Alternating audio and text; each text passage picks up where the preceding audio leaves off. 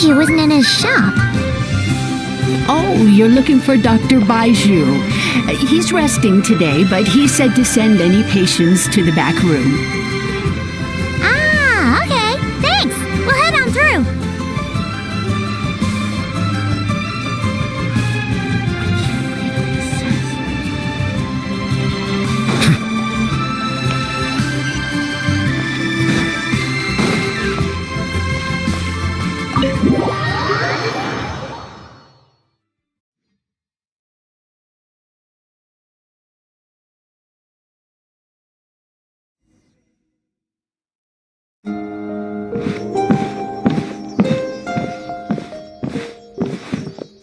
Traveler, Paimon, welcome. What can I do for you? It's the Traveler. He looks absolutely beat these days. He has these huge dark circles around his eyes, like he hasn't slept a wink. And he keeps spacing out. You have to call his name several times before he snaps out of it. What do you think it is? Is he sick?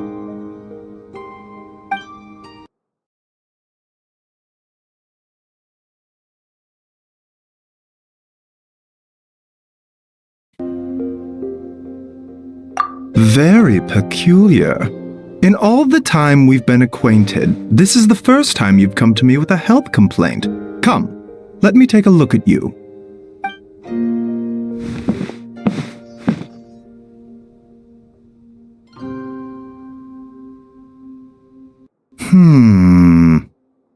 Okay, Paimon does not like that expression, Baiju. It's not serious, is it? Complexion is good, eyes are clear, breathing is steady, pulse is strong. Physically, you appear to be in good condition, Traveler. In theory, your energy level should reflect that. You should be feeling right as rain. Hence my concern. A clean bill of health is usually a good thing, but in this case, it likely means your situation is more complicated. Physical illnesses come with detectable symptoms that can be used to diagnose, medicate, and cure the condition. But afflictions of a non-physical nature, they fall outside a doctor's realm of expertise. Huh?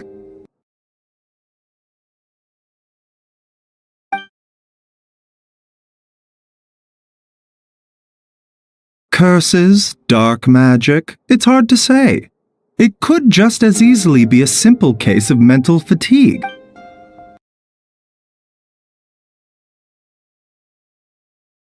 Why don't you rest here for a bit? Whatever it is we're dealing with, clues to your condition are sure to reveal themselves in time. Once we know the root cause, we can administer the right treatment.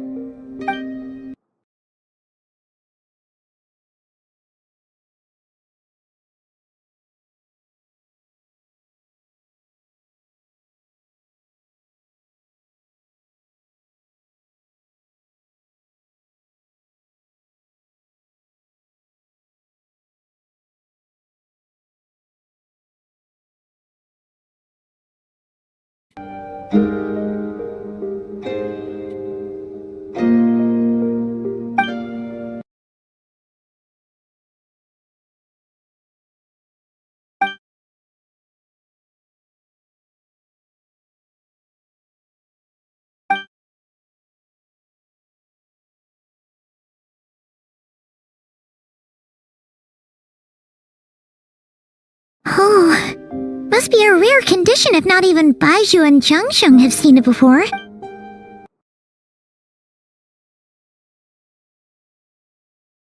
Well, all we can do is take their advice. You look like you're about to collapse anyway.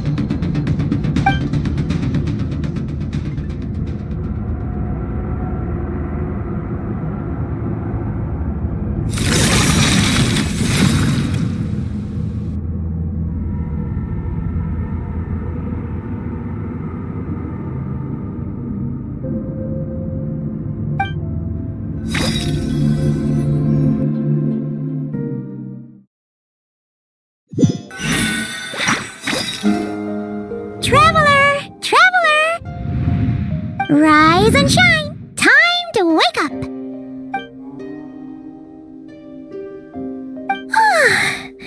For once, you're making Paimon look like an early riser. It's already afternoon. Hopefully all that sleep did you some good.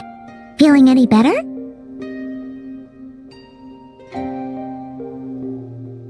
A cut? What? Did you scratch yourself in your sleep?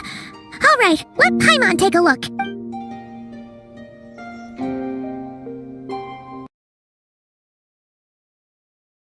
Nope, nothing there.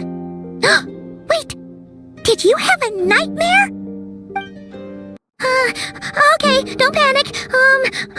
Paimon heard that dreams tell us what we need by showing us the opposite. So, if you had a nightmare, maybe all you need is something to cheer you up. Come on, Paimon will treat you to something yummy.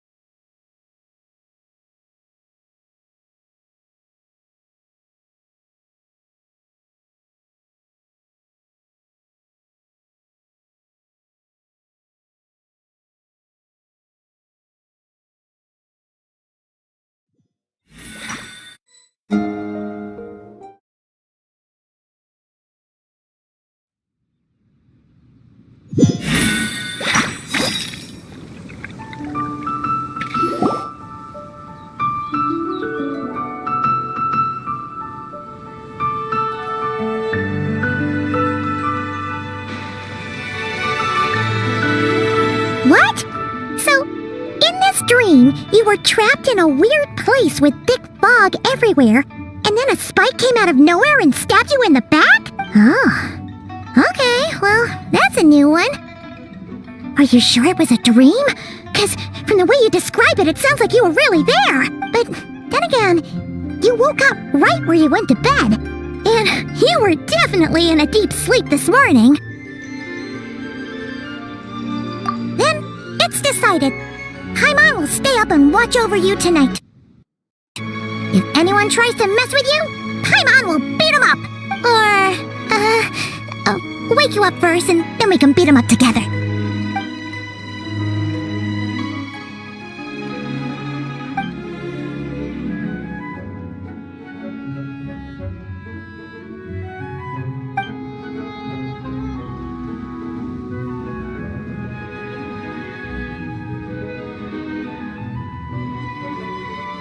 Something is missing?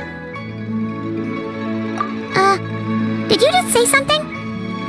The flesh remains whole, but the soul is incomplete. Left unresolved, the mind will wither away along with it. Ah! What the? Wait! Paimon remembers you! You're Childe's master! Skirk? Right! What are you doing here? The last time we saw you was at the Primordial Sea in Fontaine, right? But then we left and never learned where you went after that. Childe's been looking everywhere for you, by the way. What brings you to Wanmin Restaurant of all places? You came here looking for us? And were you the one behind that hocus pocus just now? Tell me, what is it that you saw? Tight-lipped, huh? I suppose that's fair. You, I'll take a glass of wine. Oh, of course! Coming right up. We make this one in-house. It's not too strong. Enjoy.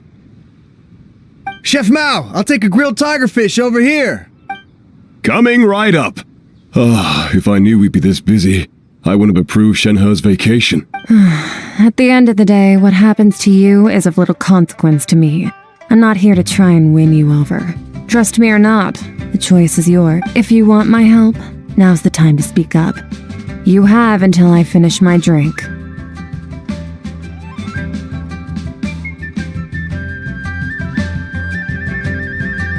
I was investigating an abyssal disturbance in the area and happened to notice you. Part of your soul is damaged, and the wound bears traces of abyssal corrosion.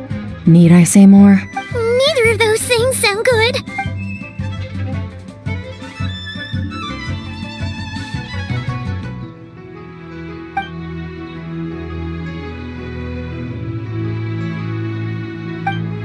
Well, should we trust her? She mentioned an abyssal disturbance. Maybe that has something to do with what's going on with you. But we could always find a different expert on the abyss to help us out. Yeah, and that thing she said about your soul being damaged is scaring, Paimon. Definitely something we should fix sooner rather than later. Skirk's an interesting one, that's for sure. But from what Childe's told us, she doesn't seem evil, at least. 1, 2, 7, 10. That'll do. Well, have you made up your mind?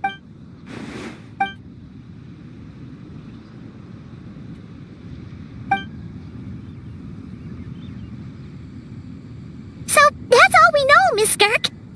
Ma'am, can you help us? So, you couldn't disperse the fog. I understand. Come find me in the Guili Plains when you're done here. Oh, and I left cash for the drink on the table. Settle the bill for me, will you? Oh, okay. Huh? She disappeared! Wait, hold on. You overpaid. Here's your change. Oh, no, this includes the drink, so it should be the right amount. I didn't think you two ordered a drink. We didn't. It was that lady who came and sat with us, remember? You brought it out to her yourself. You sure? I could have sworn there were only 2 of you at that table. What? What'd you put in their dish, Chef Mao? Some kind of hallucinogenic mushroom? You got them seeing things. Seeing things? Wait, so neither of you noticed her? Young lady? About this tall? Wearing a purple dress? She ordered a glass of wine! Oh, now you mention it, that vaguely rings a bell. And it looks like I did open the wine jar, so it must have just slipped my mind. In any case, that settles your bill. Come again soon. Coming! Okay, what was going on there? It's like they didn't remember Skirk being there at all. Even Paimon was half convinced we hallucinated the whole thing. But that Mora she left for us was definitely real. Oh, this whole situation is giving Paimon the creeps. But anyway, she told us to head to the Guili Plains, right? Let's not keep her waiting.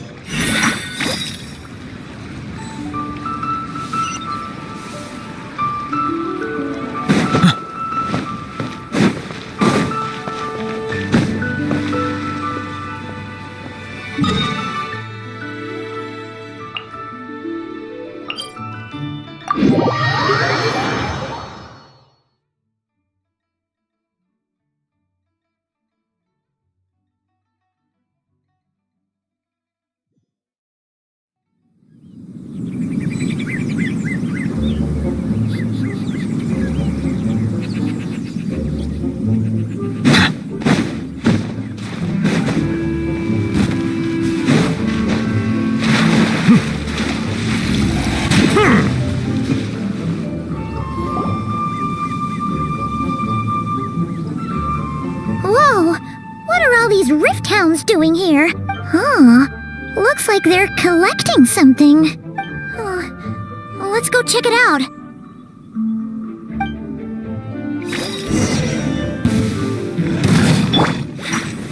Stabilize! Strike a pose! Settle down! Let the mighty be humbled!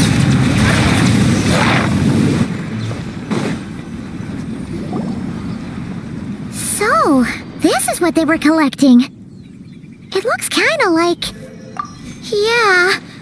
What is going on here? From the moment they are born, all beings with great power have an impact on this world. Even if their body is sundered and their soul extinguished, their influence remains. Gods are the most common example of that. The remnants of gods who fell thousands of years ago remain buried deep within the earth, carrying within them a warped will and a dark curse. Together, these remnants form what you call god remains, and it appears that some of those sealed here were dug up and removed. There are traces left, but they're fading fast. What are you doing? Nothing! Just wanted to make sure you were... real? She's definitely not a ghost traveler. Paimon poked her, and she's solid. Your life hangs in the balance, and that's what you're fixated on? Strange set of priorities. It was just a trick to avoid being perceived. If someone notices me, those memories are erased. Simple as that. Unlike you, I have no desire to establish a connection with the world. The weak and the lowly have no right to remember me. They're lucky they only have a few missing memories to show for it. Now, can we please get back on track? Okay. Where were we? Right. The god remains. So, basically, there's now less of them here than there used to be, right? Isn't that a good thing? In our experience, god remains are 100% bad news. A lot of terrible things have happened because of them. Maybe it's a good thing by human standards, but power doesn't come from nothing, and it doesn't just disappear for no reason. The remains aren't just gone. They were taken. Very clever, traveler. You aren't the only one who had something taken from you.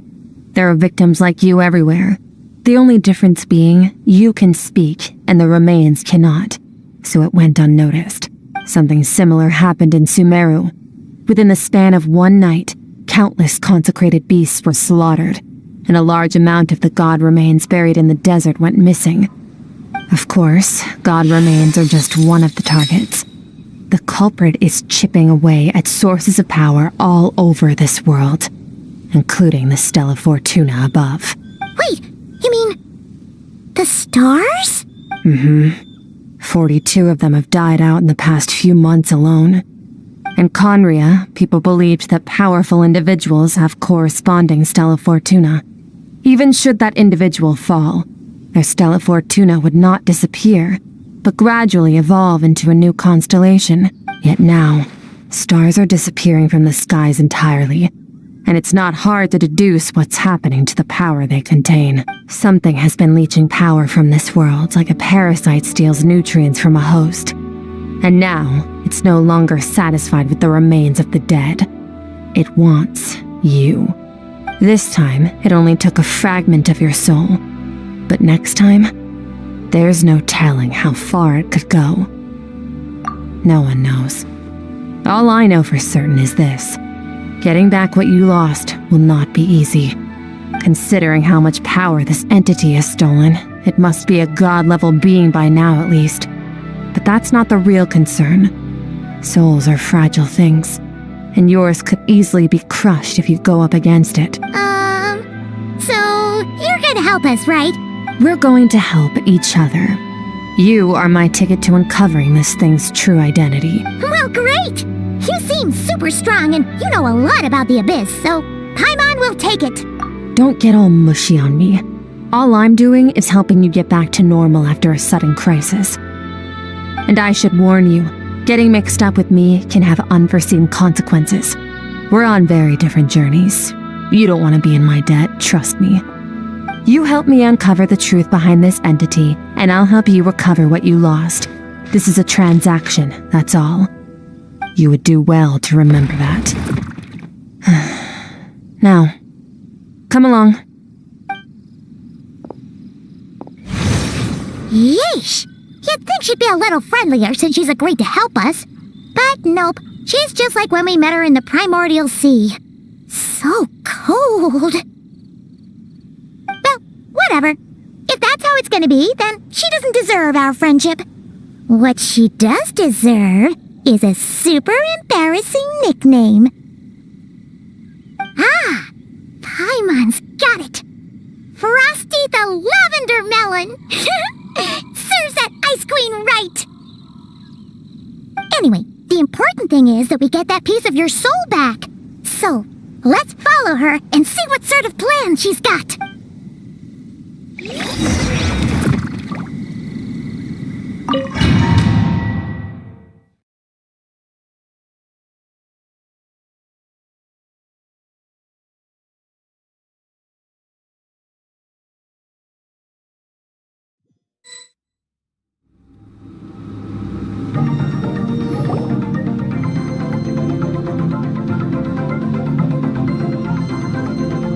Whoa! This place is way bigger than Paimon expected. Where are we? This is where I live. I suppose it's the closest thing I have to a home here.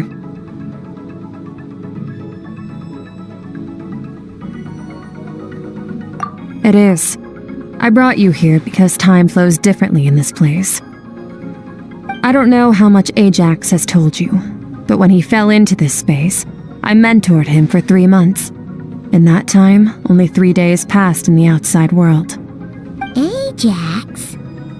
Oh, right! That's Childe's real name! Yeah, Paimon remembers him mentioning something like that.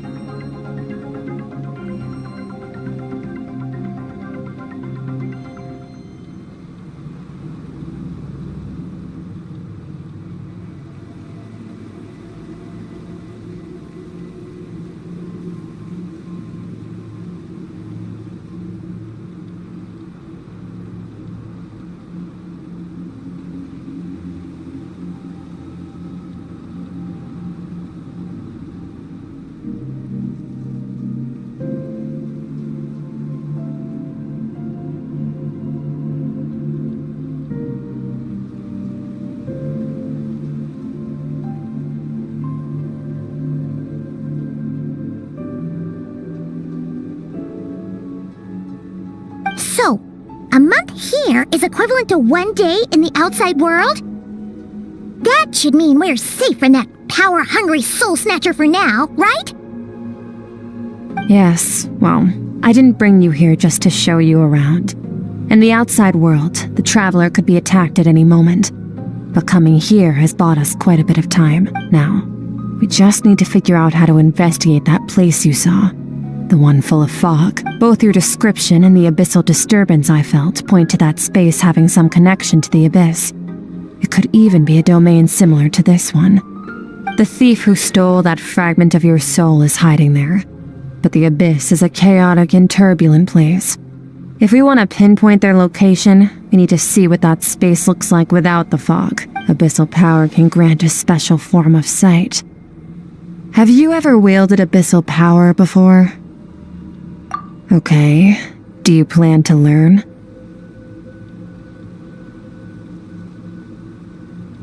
That tracks. All the information you have suggests the abyss is something sinister, and that abyssal power is a wild and dangerous force that always spells disaster. And you're saying that's not true? Depends on your perspective. Floods and hurricanes take countless lives too. But if one day you gain the power to control them, what was once a calamity is now just another tool in your arsenal. I'll respect your opinion, though. Just means we have to turn to the second best option.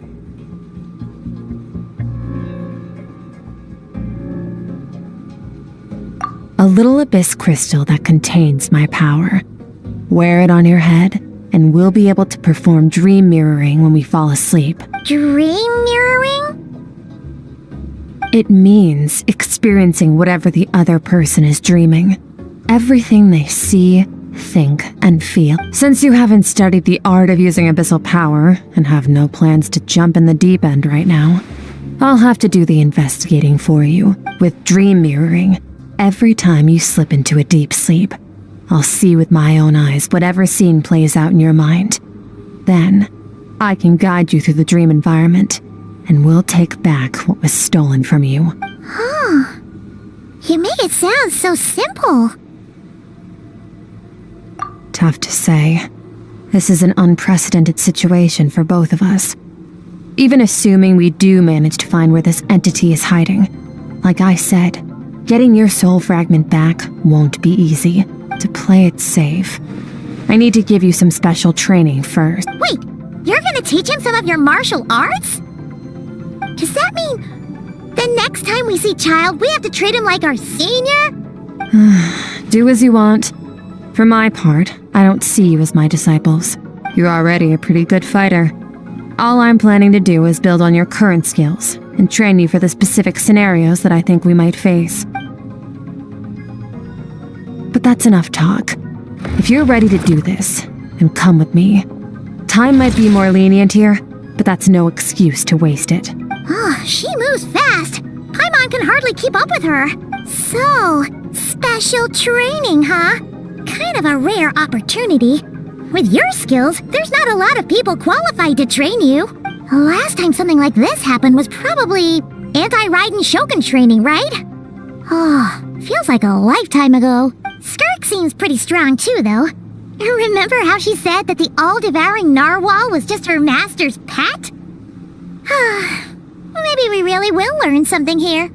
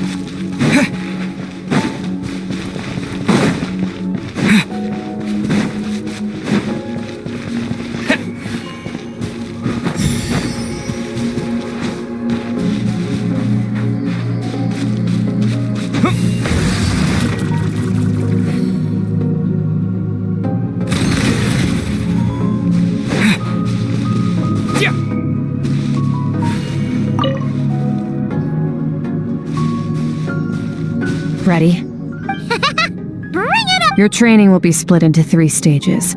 Testing your blade work, elemental abilities, and reasoning skill. We'll start with blade work.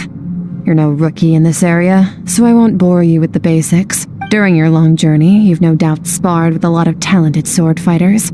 Consciously or not, you'll have picked up all kinds of techniques from them. You bet.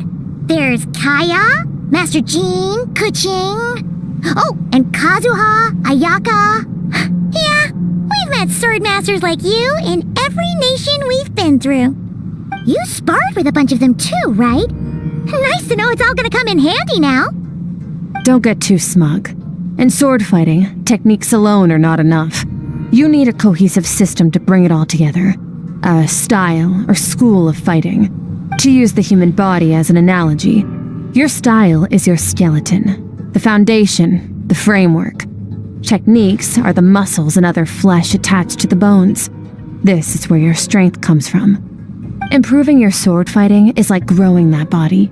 If your frame got bigger and taller, but you didn't add any muscle mass, you'd be weak and flimsy. Then again, if you packed on pounds of flesh without a big enough frame to support it, you'd end up bloated and unwieldy.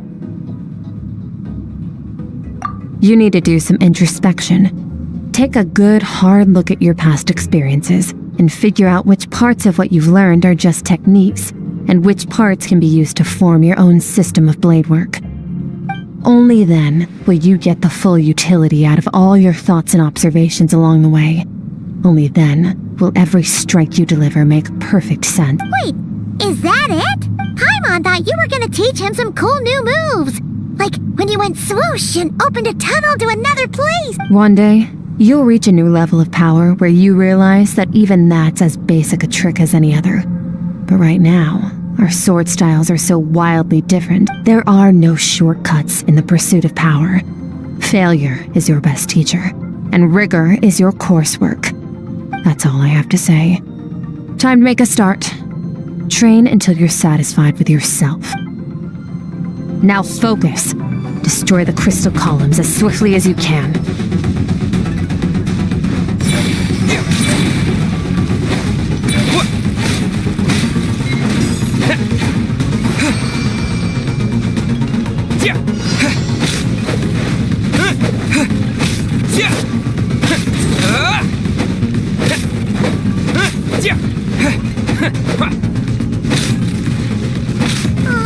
This is making Paimon's head spin. Hang in there, traveler!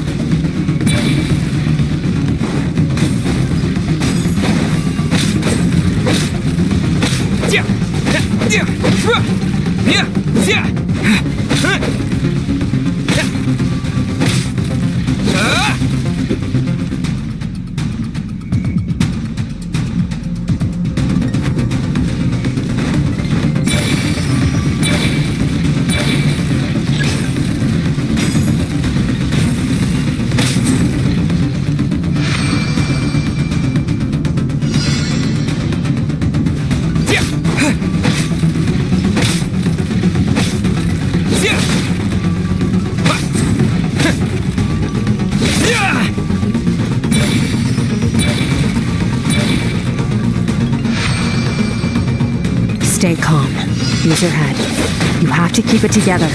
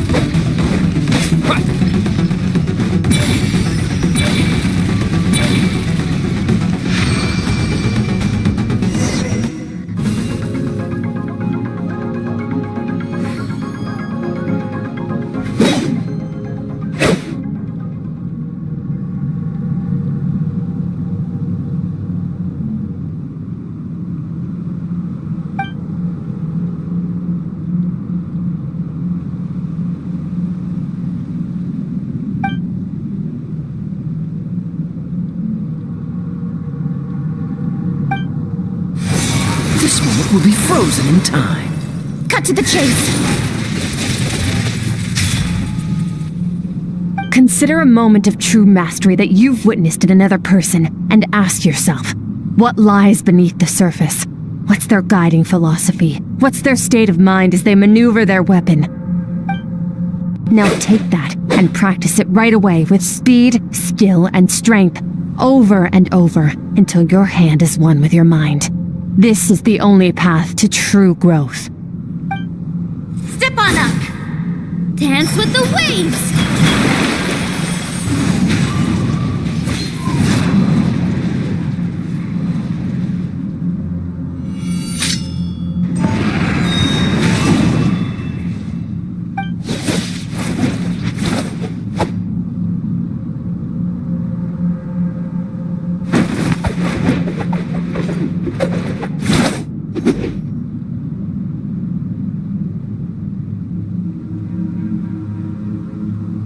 If you start to tire, empty your mind, but do not stop.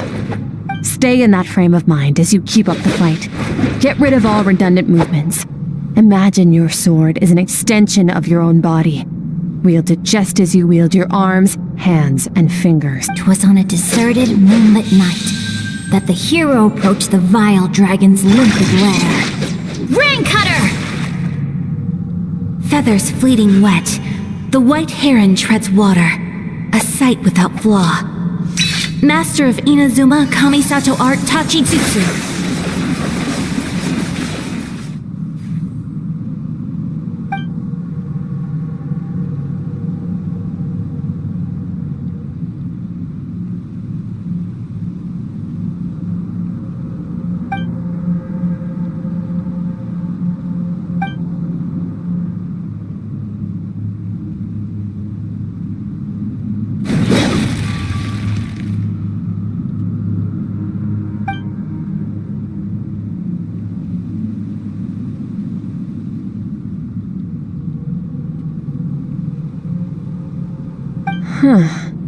Looks like you've made some real progress.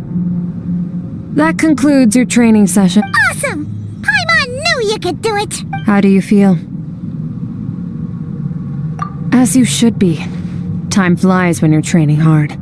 You've actually been going for several days now with no rest.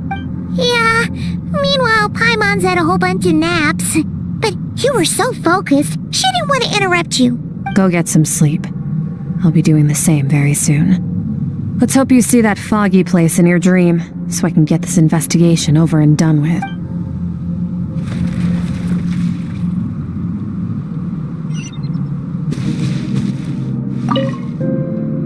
Sometimes, you have to practice a single movement 1 million, maybe 10 million times, before the breakthrough moment comes.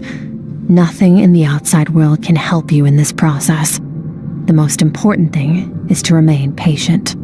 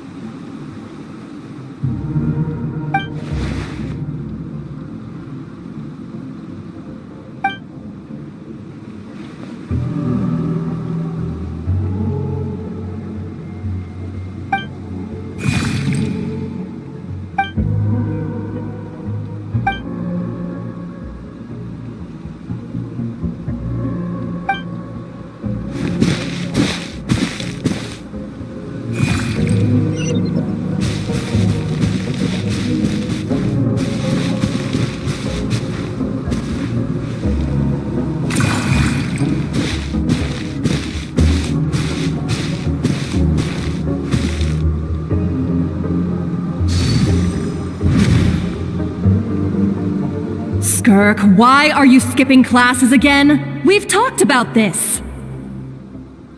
'Cause he's a crabby old man, and he's a boring old man. I don't like going to his classes. Excuse me. You shouldn't talk about your teacher like that. It's very disrespectful. All right, let's not get into a big fight about this. Skirk's learned what she needs. There's no point forcing her to sit through more classes if she doesn't want to be there. But I'd still love to hear about what you got up to yesterday. Why don't you tell your dad all about it? I went diving, and I saw this huge fish. I never knew they could get that big. It looked kind of dumb, though, with that stupid big fat head. I tried to shake its fin, but it just spat water at me. Oh, and today, I'm gonna go to that prairie up north. There's supposed to be this giant bird there that can spit fire. I bet if I climbed on its back, it could fly me all the way to the stars. Then I suppose your old dad should get one as a pet too. Otherwise, how are you going to hear me call you for dinner up there in the stars? When it's time to eat, I'll come back on my own, Zilly. Anyway, gotta go. Bye, Mom. Bye, Dad. Wait! Put on a coat at least. You'll catch a cold. I'm talking to you, young lady. You spoil that child, you know. Ever since that merchant ship arrived, she practically lives outside. Always going on about exploring the beyond one day, whatever that means. Let the kid do what makes her happy. Besides, we both know you're all bark and no bite. Come on, our little adventurer is gonna be hungry when she gets back. Let's get started on dinner.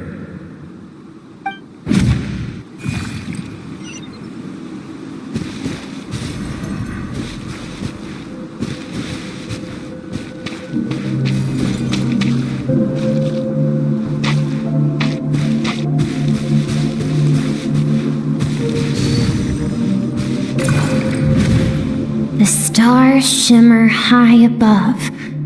But what lies beyond the star? Mountains as far as the eye can see? An endless snowy plain? Or maybe buildings taller than the sky, like the people from the merchant ship said? I can't be the only one asking these questions. The universe is fascinating. If only I could meet some other people like me. We could set sail together and explore every corner of the world. I'm sick of being a kid. There's so many amazing things out there, and I'm ready to see them all. But for now, I'm starving. Better get back.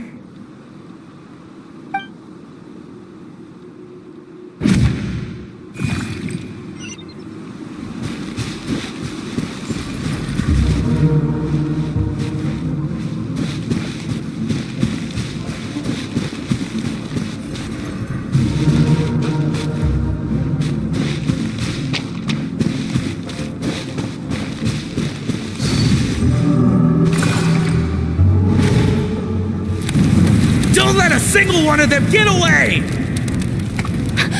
No, please, spare the children! Stay back! They're coming! Run! Eliminate the threat. Take a... Don't be scared. This way! We'll never make it! Fire.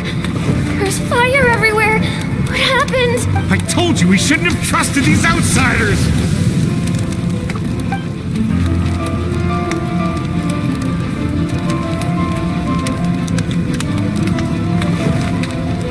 Why are you doing this? What did we do to deserve this? We welcomed you with our finest food and drink. Showed you the best our home has to offer. Gifted you cloth dyed by our own hands. And this is how you treat us? Run! Save yourselves! Captain, Zone 3 is clear and we have Zone 2 surrounded. Begin extermination. Remember the orders from upper command. No one is to be left alive. Rest assured, sir. We have enough munitions to annihilate these savages and burn their entire civilization to the ground. Good. The only ones who put up a real fight are that man and his wife, correct? What's their status? We shot the man in the ankles and the wife broke her wrist attempting to fight back. They won't be doing much more fighting. They're holed up in their home for now, but they won't last long. To prevent them from making some kind of last stand, we're planning to clear out the other zones first so we can send a bigger squadron to surround. Well.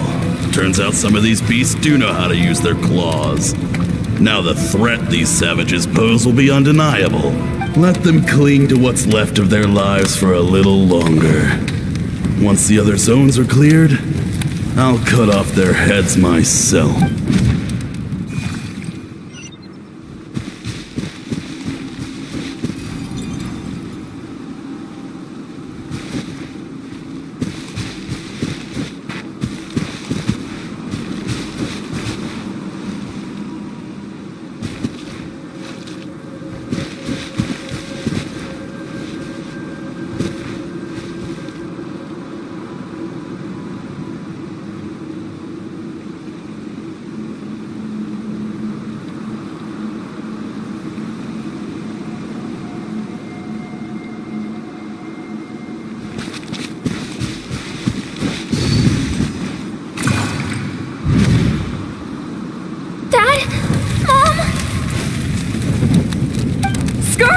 You're alright! Thank heaven! I'm so happy to see you, sweet girl. But you need to go. It isn't safe here. They'll be back any second. What happened? You're bleeding a lot. Dad? This is the place. Alert all units. Prepare to surround. Run, Skirk! Run as far away as you can! Don't trust anyone! Your dad and I, we're not afraid to stare death in the face, but we need you to survive. My clever girl, so curious. You're already so brave. I know you're going to grow up to be such a positive light in this world. Whenever you miss us, just play this song. Remember, life is a gift. Don't let darkness claim it. Break down the door! Look what we have here. A savage that can pluck a tune. Well, the show's over.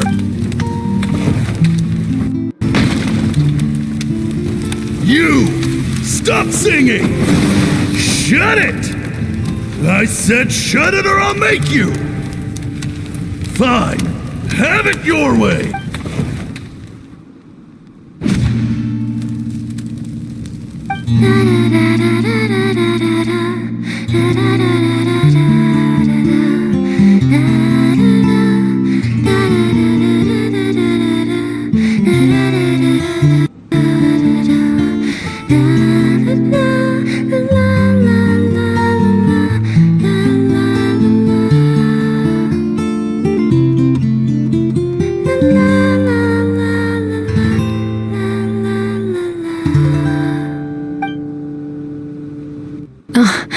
You're awake? I found a few clues while you were asleep, but it's only a start. Now, time for the second stage of your training. This time, the focus is elemental energy. Come find me when you're ready to begin.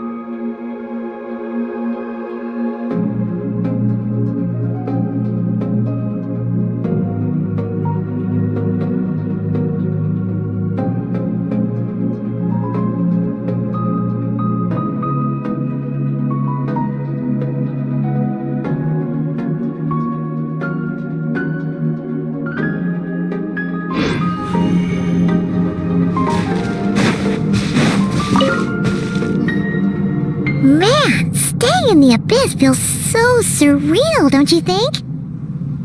No day and no night. It's like time hardly exists. If we weren't careful to keep track, it feels like we'd have no idea how long we've even... Well, except for the fact that Paimon still gets hungry like clockwork. You go do your training. Paimon's gonna grab a bite.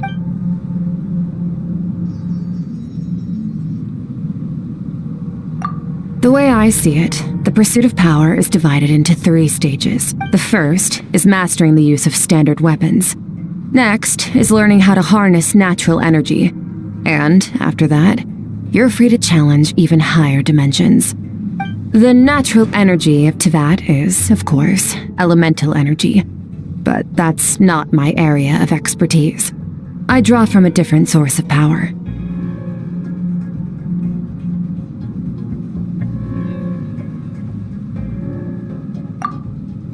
Abyssal power, yes.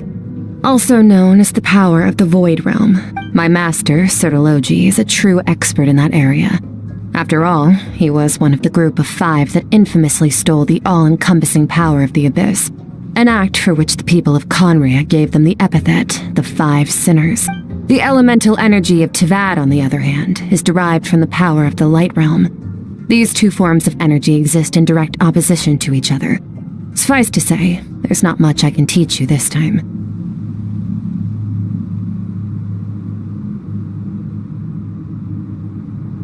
A keen observation, traveler. Call it respecting local norms. The Abyss stands in direct conflict with the will of this world.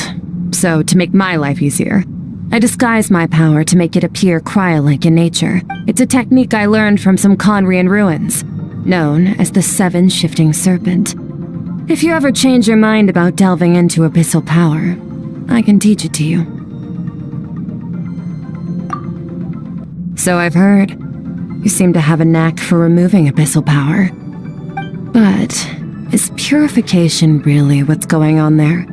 Like I said, power does not simply disappear. Just thinking out loud. Let's focus on your elemental training. That's what's gonna help us if the situation gets tricky. True growth comes from adversity, but only if you make the choice to pick yourself up again every time you fall.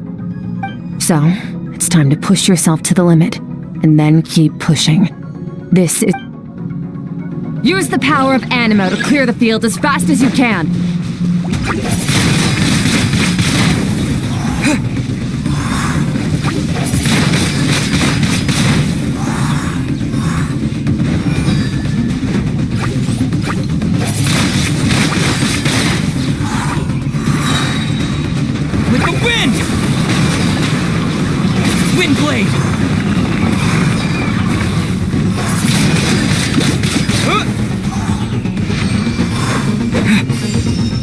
Observe your surroundings.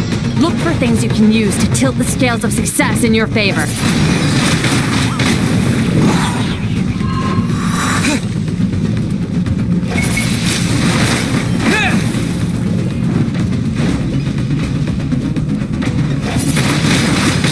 Windblade!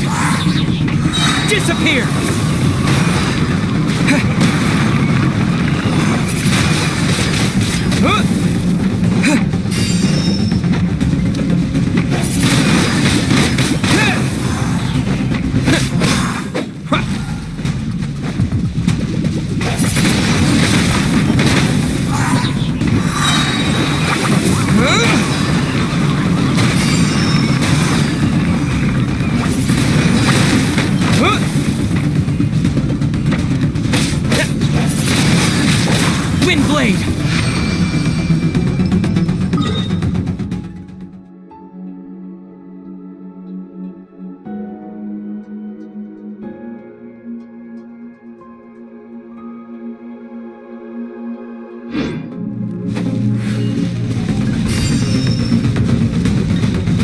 Use the power of Hydro to destroy the spikes.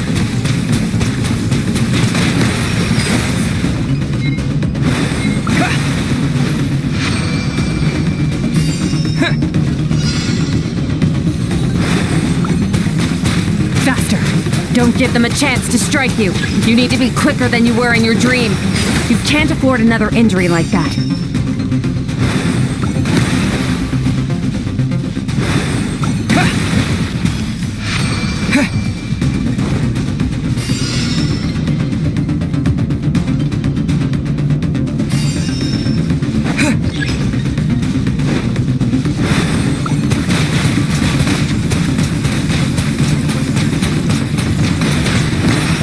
Go! Water!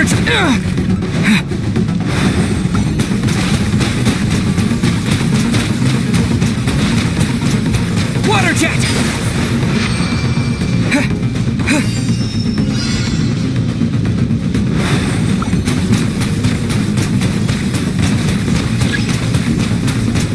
Go!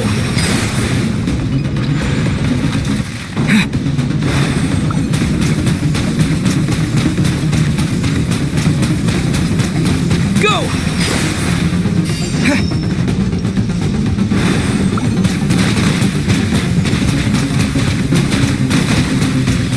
Water jet! Water jet!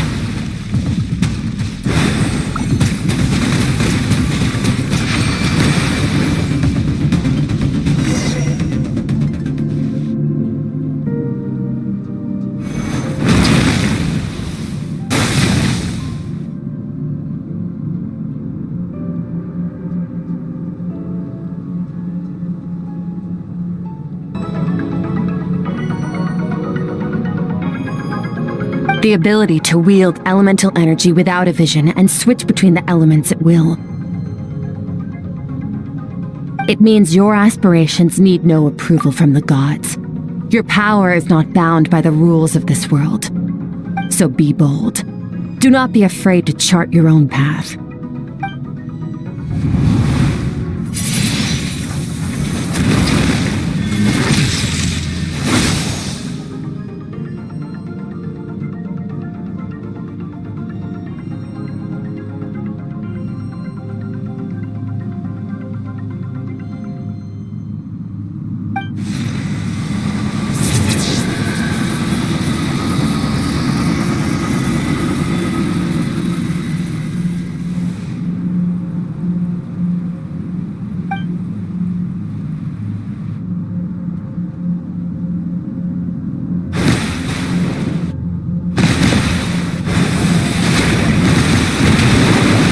Very good.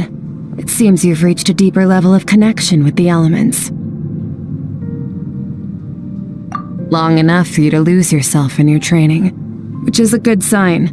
Relentless practice with the elements has drained all your strength, but it's also what allowed you to make progress. Get some rest. When you wake up, we'll proceed to the final stage of your training.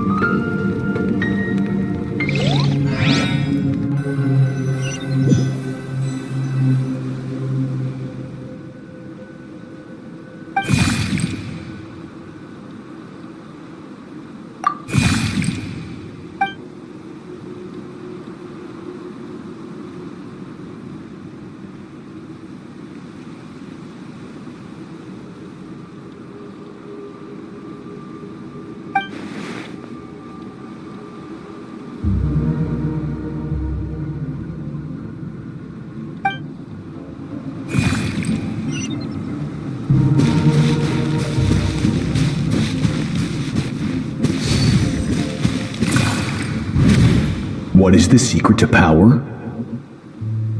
Longing, hatred, self-preservation. No, it is fear. The fear of losing those you love. The fear of watching your home burn. Fear of loneliness, Fear of death. Fear is the source of evolution. It forces humanity to adapt to their environment and overcome hardship. It is in the process of prevailing over our fears that we surpassed first ourselves and then the rest of the world. That fear is now part of you. It calls on you to evolve. And it is time to answer.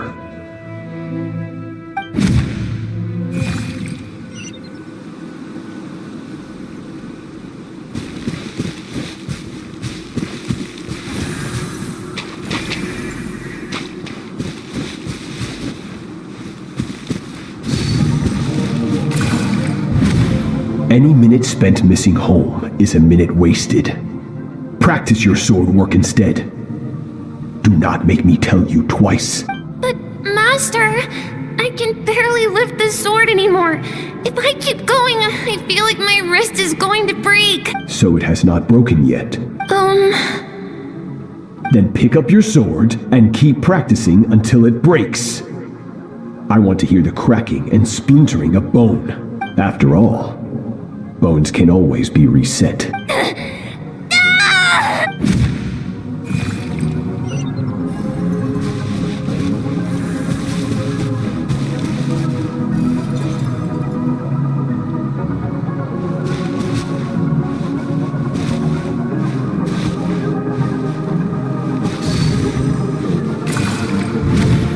Good, Skirk. Once again, you survived. How do you feel? Cold and pain. These are signs that you are adapting to the abyss. Each time the flesh is torn and the spirit crushed, each time you claw back from the brink of death, you become stronger. I now understand why these people sought to destroy your homeland. Your potential goes beyond even what I could have anticipated. But you still have much to learn in your pursuit of strength. Your mind is rife with distractions. From now on, I shall show no mercy in your training. You must learn to shut out all the pointless emotion, crush the self that makes you weak, and become master over your physical form. Get up, Skirk. Wipe the blood off your face. Cut away the rotten parts of your flesh. And mend what is broken. Then take up your sword.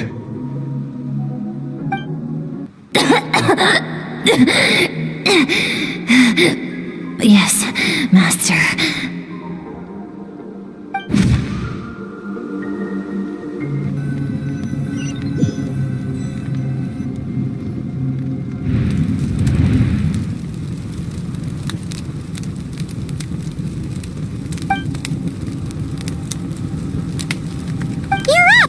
Hopefully you got some good rest. Skirk said to tell you that she's ready to start the final stage of your training whenever you are. So, want to head over now? Or did you want to wait a little?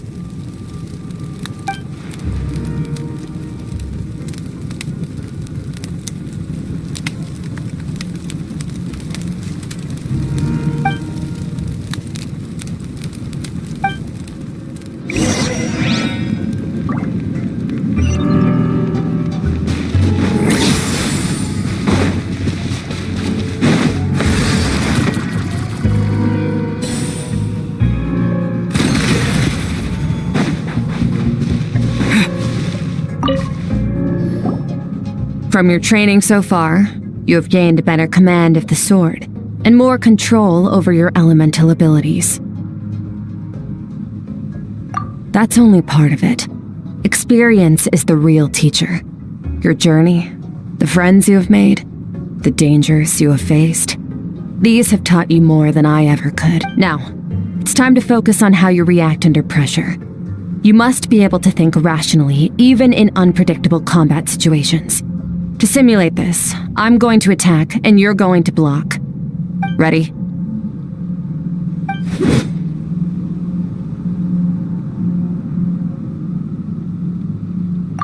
Not bad. That defensive stance looks near unbreakable. Just like your sister. Oh, that reminds me. You still don't know what happened to her, do you? Hey, no fair! That's cheating! You think every opponent has the same moral code as you? You can denounce their deplorable methods all you want, but only if you live to tell the tale. The dead don't get to complain. Strong emotions will always arise in combat. Anxiety, anger, fear. But a true warrior is never at their whim. Only when you are free from the influence of emotion can you make the right choice, no matter the situation. How amusing. Almost sounds like you think you know me, but you don't. You can choose your own path. We are not the same. Let's begin. Try to use reason over emotion. Make the most rational and advantageous decision in any given moment. This is your final training session. Look alive. Same drill as before, but this time I'm going to interfere. Hold your focus. Water jet!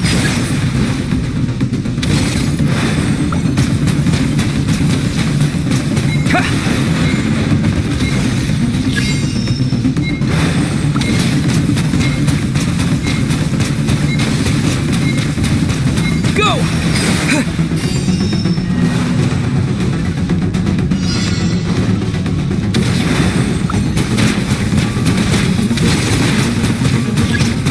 Water jet! Go!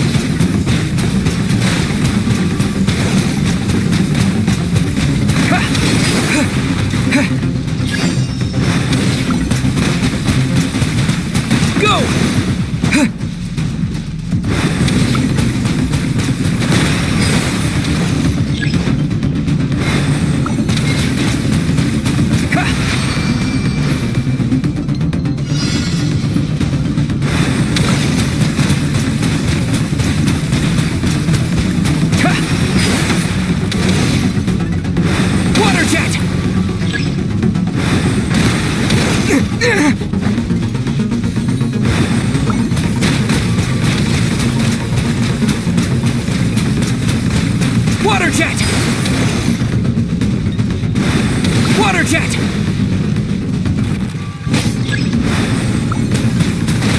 Go!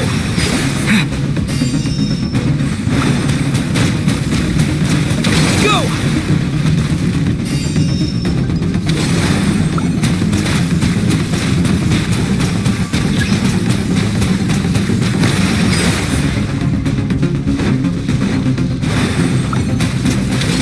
Not bad. Better than I expected.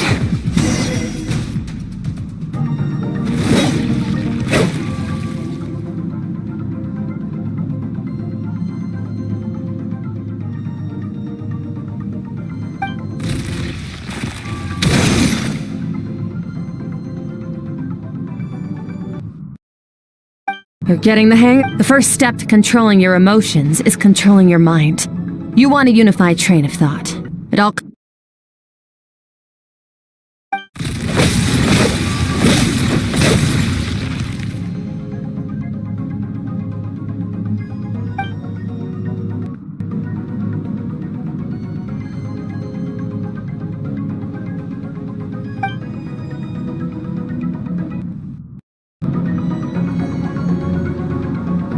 Your mind is rife with distractions. From now on, I shall show no mercy in your training. You must learn to shut out all the pointless emotion, crush the self that makes you weak, and become master over your physical form.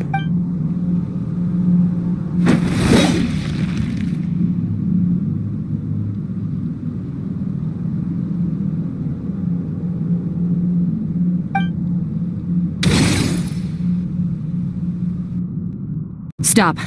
Let's pause here. One look, that's to be expected. There's a limit to how long a human being can concentrate on one thing. Staying calm and focused sounds simple in theory, but in practice, it's more demanding than sword work or elemental abilities.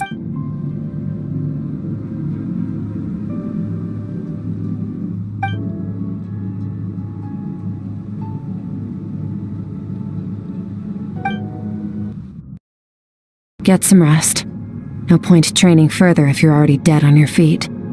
Like I said at the beginning, the only goal of this training is for you to reach a point that you're satisfied with. You managed to push past your limits, which is a good start. You can be proud of that and sleep well knowing that you've earned it.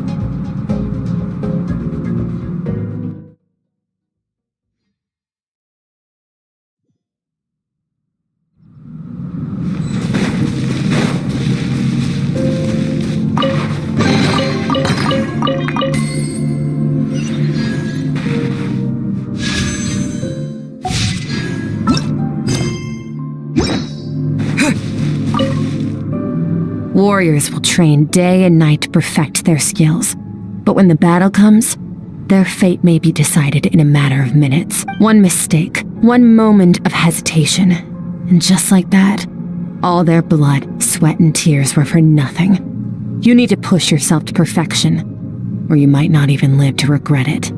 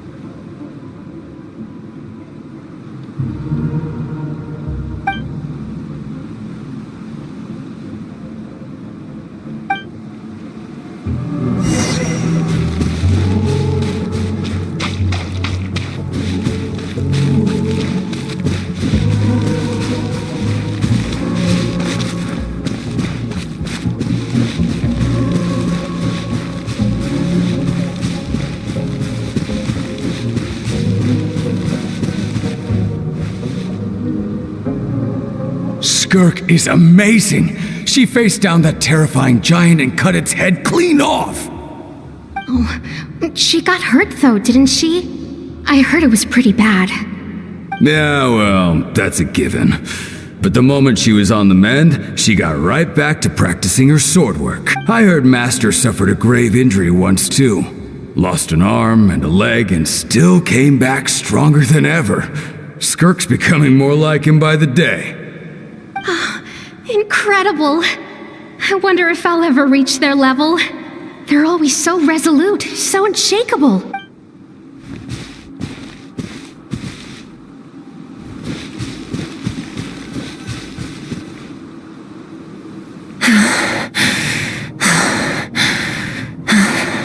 Pathetic. You're not even trying. You're so much weaker than you think. Skirk, have you become a positive light in this world? Do you even remember how many of us perished in that fire? How many bodies were left to rot on the scorched earth? Yet you alone live on. Keep your gaze fixed on your blade. You don't deserve to rest. I have so many questions. I just want to jump in a spaceship, explore the whole universe, and get answers from the stars. I just need to wait till I'm grown up. Then I can do anything.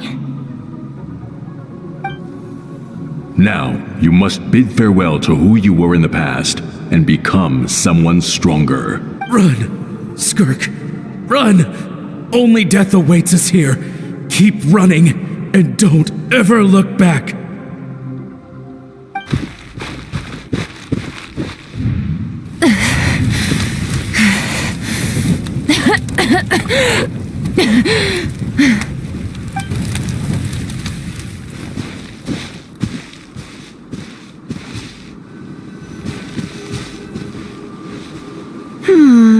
Let's see here. First things first, you need a new identity. Going around telling people you're from somewhere beyond the stars won't do, now will it? How about saying you hail from beneath the earth instead? As the Conrian saying goes, venturing out into the universe and down into the abyss are the same in that both are braving the dark unknown. Well, I'm a visitor on this planet, so I'll follow the rules. Ah, splendid. That saves me quite a bit of trouble. Let me offer you a piece of advice in return, although it might not be what you want to hear. I know the pursuit of strength is important to you, but taking a moment for yourself every once in a while is never a bad idea. Ignore her existence for too long, and there will come a day when you can no longer hear her voice.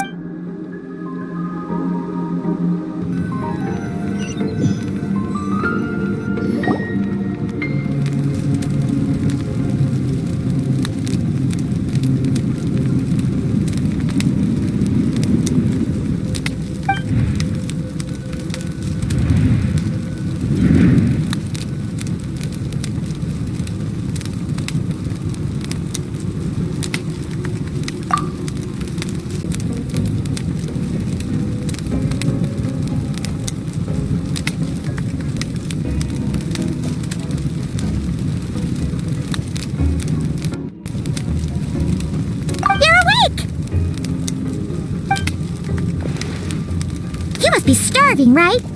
Ta-da! A barbecue feast just for you!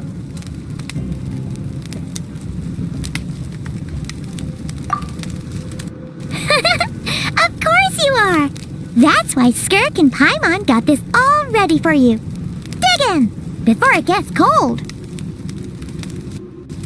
Ah, well, if you're around someone long enough, it's bound to happen. Plus, Skirk can cook! So, Paimon decided she can forget the whole Ice Queen thing. Paimon's not one to hold a grudge. Here's an idea. Let's save the chit-chat until after the meal.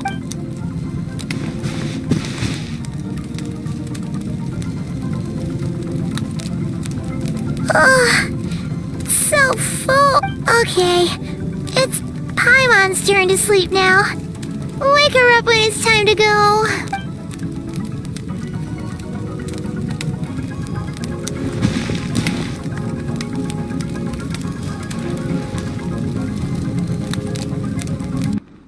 I have good news. First, your training is complete. You have what it takes to wield immense power. Now it's just a matter of putting it into practice. Continue to learn from your journey and hone your skills against formidable opponents. Second, I've located the culprit we've been searching for. Next, you just need to retrieve the missing part of your soul, and our business will be concluded. When Ajax trained with me, He once told me he was bursting with questions. So I allowed him to ask me 3 of them before he left. You and I may never meet again, Traveler. So if there's anything you want to ask me, now's your opportunity. Just like Ajax, I'll answer 3 of your questions.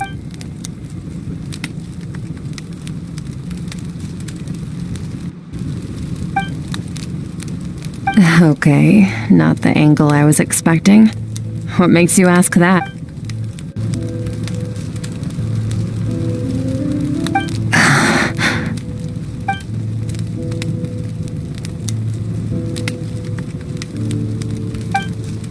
I knew that was a possible side effect. Closed off my mind to you for that exact reason. Even with the dream mirroring, you should have seen nothing but endless darkness.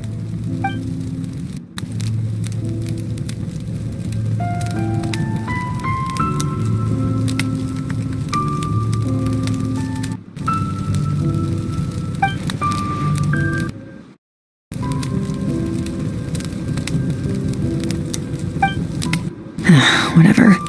Must have been a flaw in my execution. I shouldn't be too surprised. Due to some recent circumstances, my self-control has been lacking as of late. Since you've seen what you've seen, there's no reason to hide the truth. All I ask is that you keep it a secret. No, I'm not from Tevat. I'm from a different planet. And there was a time when I journeyed through the stars. A lot like you in some ways.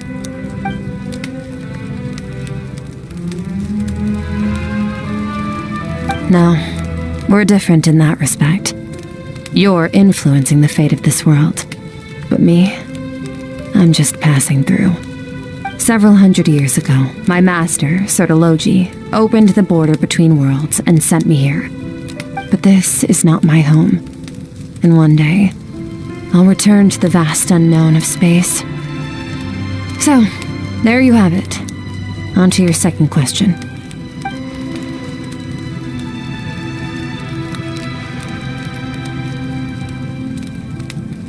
To become stronger. For certain reasons, I need to bridge the power gap between me and my master as quickly as possible. But first, I need to understand the source of his strength. To do that, I need to follow in his footsteps, walk the path he once walked, and somewhere along the way, I'll find out how to defeat him. That is my sole focus and purpose. Okay. You have one question remaining.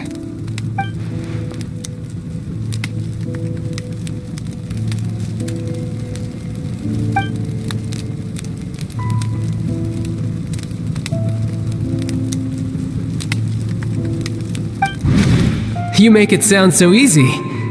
Ever since the incident I experienced there, I've never stopped searching for Master Skirk and that unknown abyss.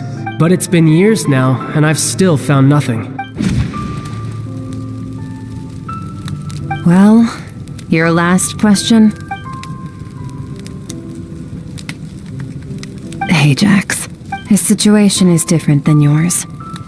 Before you ever crossed paths with me, you'd already encountered many formidable people, studied their techniques, and developed your own skill set. So, during your training, all I had to do was build upon that foundation. But Ajax was so young when he came to me. A complete blank canvas. Children can't help but imitate their role models.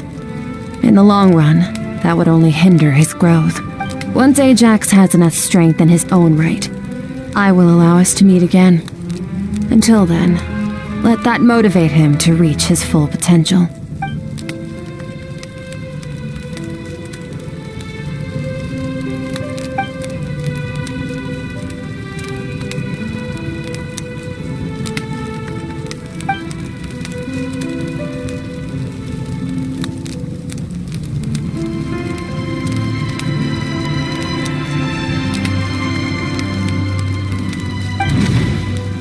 Unlike you, I have no desire to establish a connection with the world.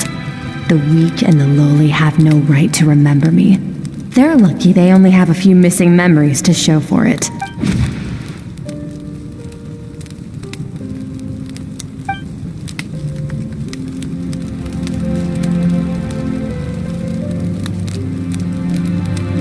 Wake up your companion. It's time to go. Oh, and everything I just told you, best keep it a secret from her as well.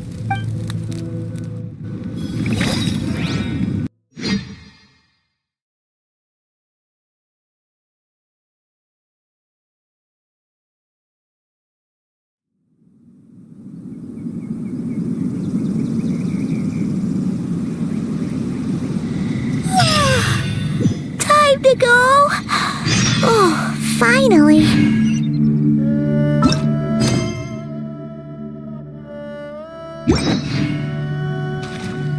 Where are we headed? Just follow me. I'll open an abyssal rift close to the culprit's location. It will take us to where he's hiding.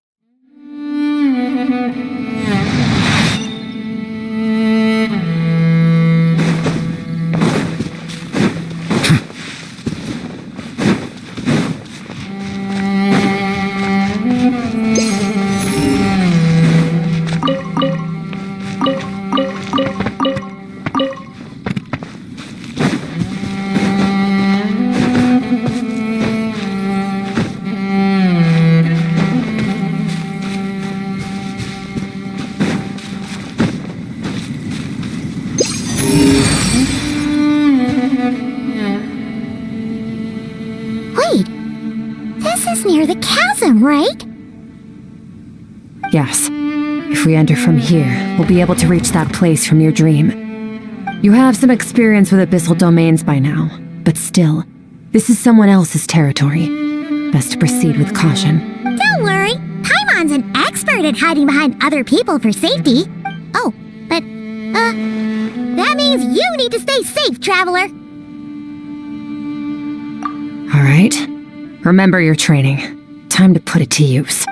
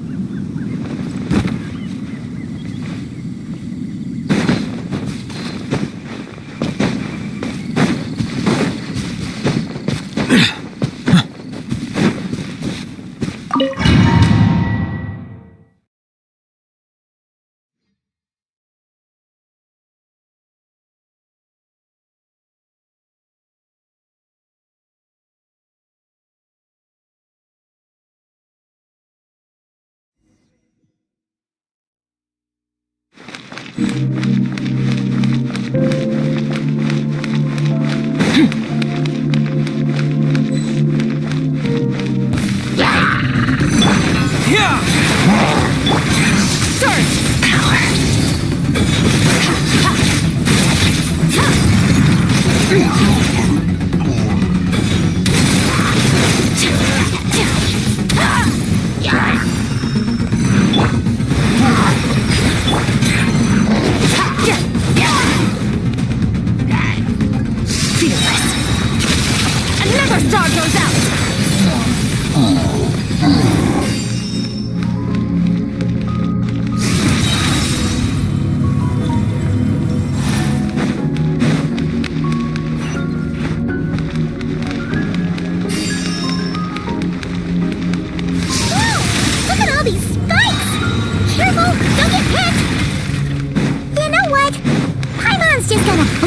behind you.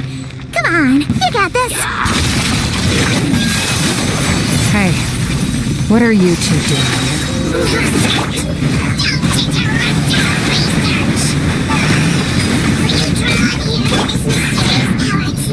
Dusty, like an abandoned house. Let's press on.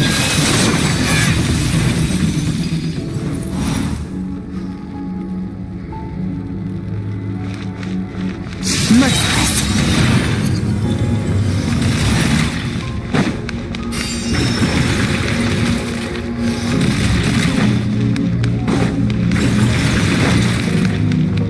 Merciless.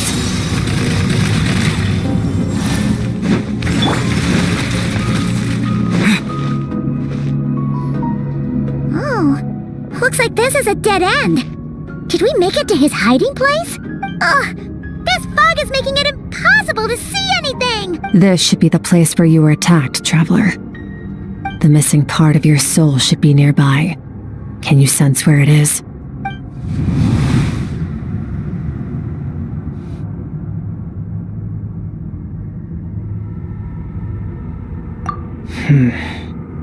Our opponent must have covered his tracks just in case. Otherwise, you should have sensed it much more strongly. Hold on! Look! The spikes are back! Stay calm. Let's hold back a little. Give our enemy some wiggle room so we can see what we're dealing with. If you're too reckless, we might be playing right into his hand. Our enemy took part of your soul for a reason. It's likely he integrated it into his attack somehow. If we're smart about this, we can track it down.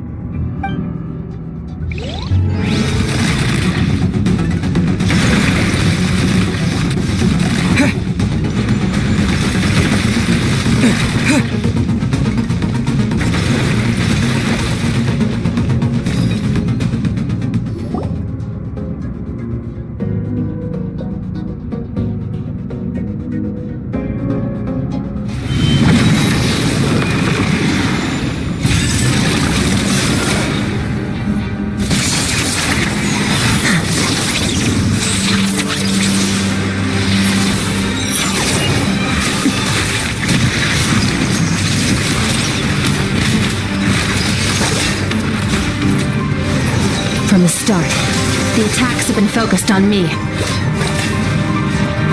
Trying to break through my defenses? I see.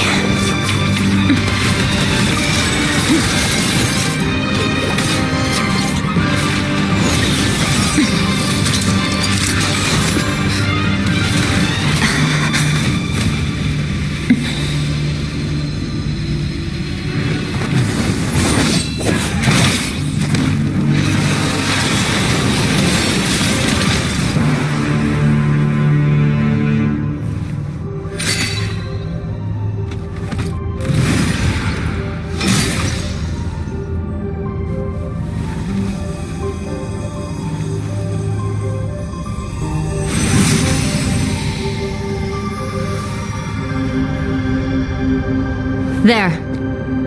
I got it back. Traveler! Skirk! What happened? It looked like Skirk just got... In the Gwali Plains, you asked me why this enemy chose you as his target. Now, the answer is clear. It's not just the fact that your strength is impressive.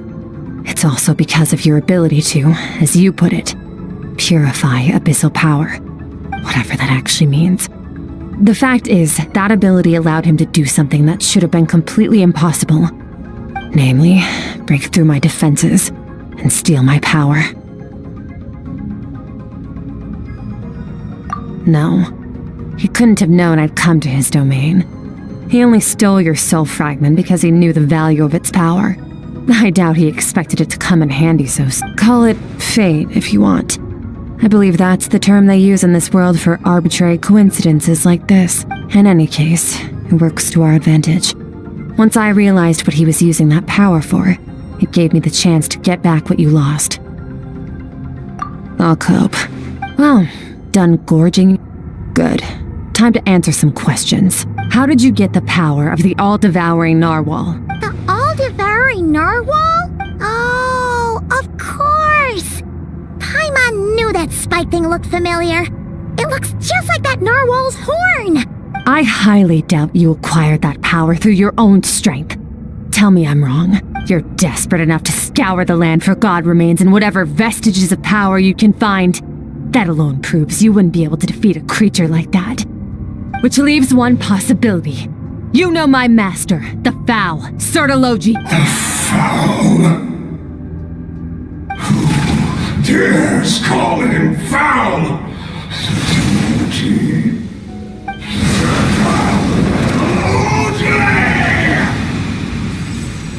What's wrong?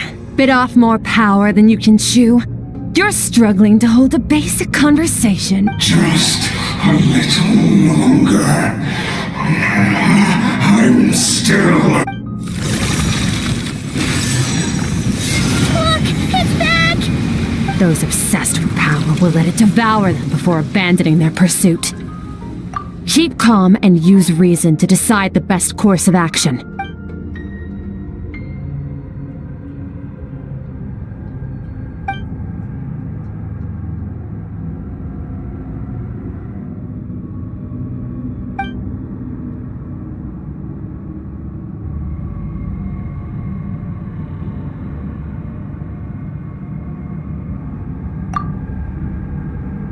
Wise decision.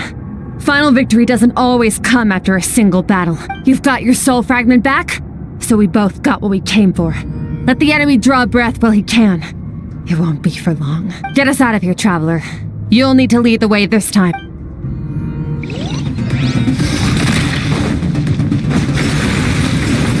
Skirk, is your shoulder gonna be okay? The wound is minor. It'll heal in no time. You should focus on getting out of here alive instead. Uh-oh! Falling spikes! Run!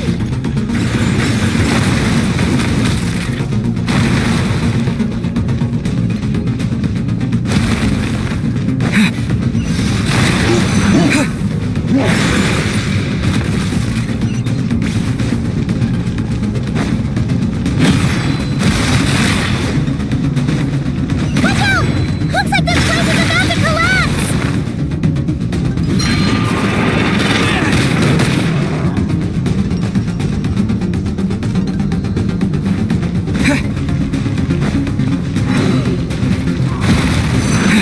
So, this guy's power has something to do with the all-devouring narwhal. Did you know that all along, Skirk? I had my suspicions. That's why I decided to investigate in the first place. But suspicions only get you so far. I needed to verify it for myself.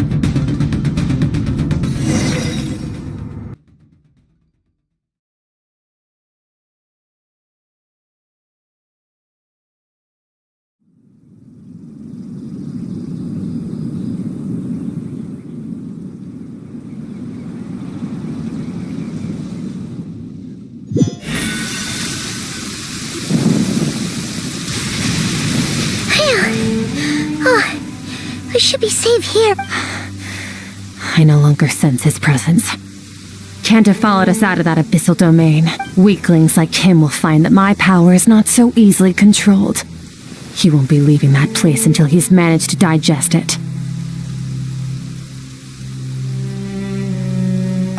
You seem surprised. I suppose that's fair. You've seen but a fraction of what that whale is capable of. That gaping maw could swallow a planet whole. It's called the all-devouring narwhal for a reason. Devouring is what it does best.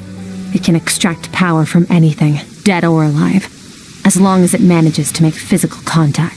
Yeah. When we had our run-in with that thing, Neverlet mentioned that it has an instinct to devour. Your dragon friend recognized the nature of its abilities and used the power of Hydro to protect you. That worked because it was in a satiated state, so it was somewhat less aggressive than usual. It's a different story when it has no more power to feed off of. That's when its true voracious nature kicks in. It could devour everything on the planet in that state, which is why I cast it into that void space. But I hadn't counted on there being anyone left on this planet capable of wielding its power. To me, that says he must have encountered the whale a long time ago. Meaning, he must have known my master. Exactly. It told me everything I needed to know. Hence why I said we both got what we came for. And I believe that brings our transaction to an end. Now that you're whole again, you can get back to your own journey. I'll handle the rest of this situation myself. No way! We can't leave now! Something was stolen from you because of us! We have to help you get it back! This isn't my first taste of failure or losing power. When you fall, you get back up again and become stronger. That's how it is. But what if that monster finds you before you're all better? Plus, how are you gonna get home? It's not like you can just go swoosh and open a door to the abyss again. Not without your full strength. So, sticking with us for the time being doesn't sound so bad, does it? Fair enough. Then take this.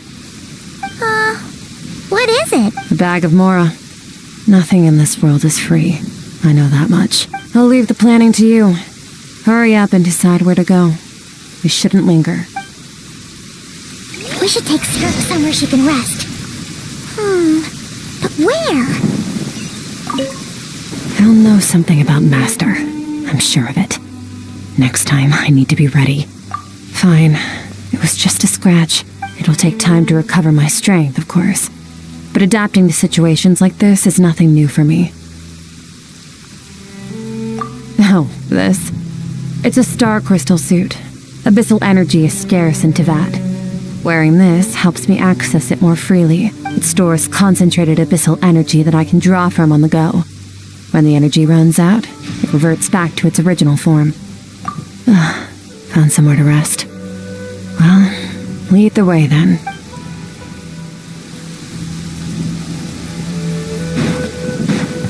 Paimon gets the feeling Skirk wouldn't like being around a lot of people. Oh wait! Baishu said we could rest in the back room of the pharmacy, didn't he? Let's head there!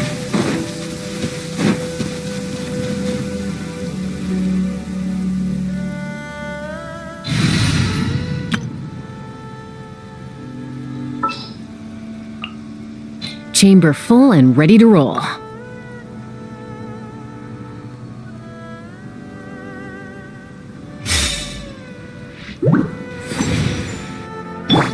Let's fly!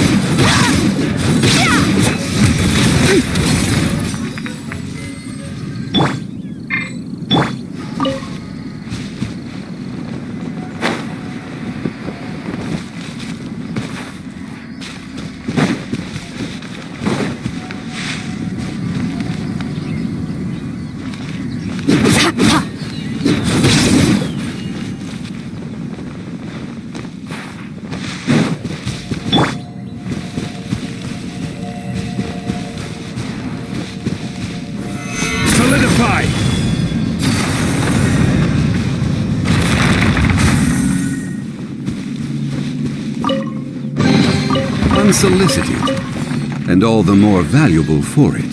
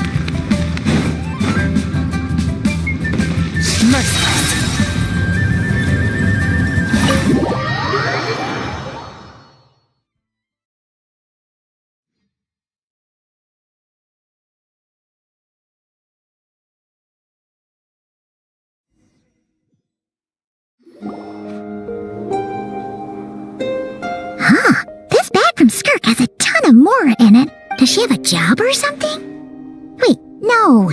After what we saw at Wamin Restaurant, that seems impossible. Can you imagine? It would go something like, I'll be collecting my paycheck now, boss. Oh, sure thing. Wait, who are you? Have we met? Huh. Can't hold a job if you make everyone forget about you.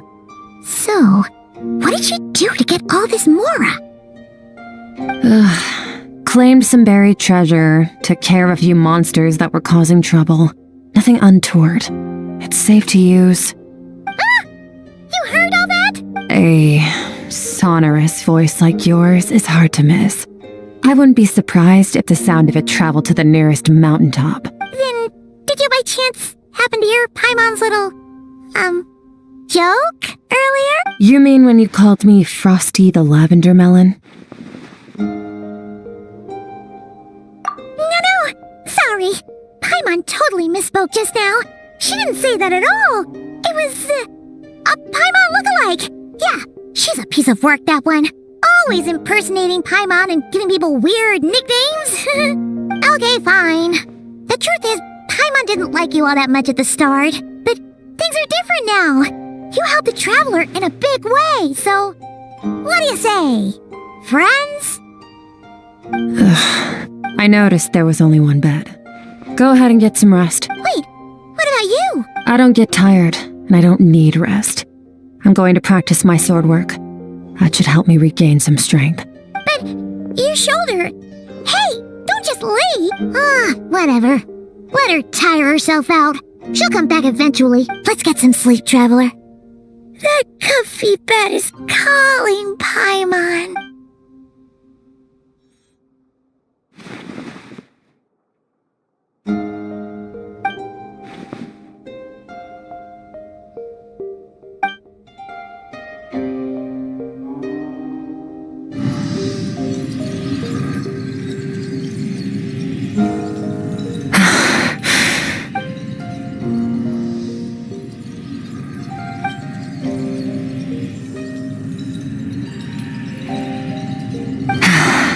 Quiet.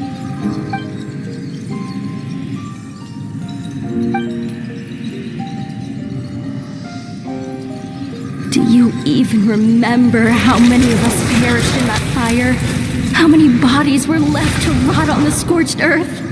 Yet you alone live on. Keep your gaze fixed on your blade. You don't deserve to rest. Run, Skirk, run!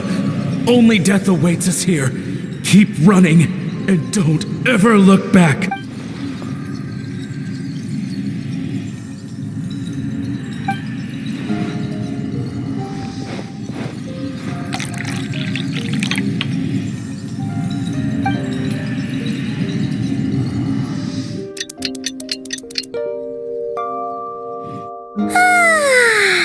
Getting an early night's sleep is the best.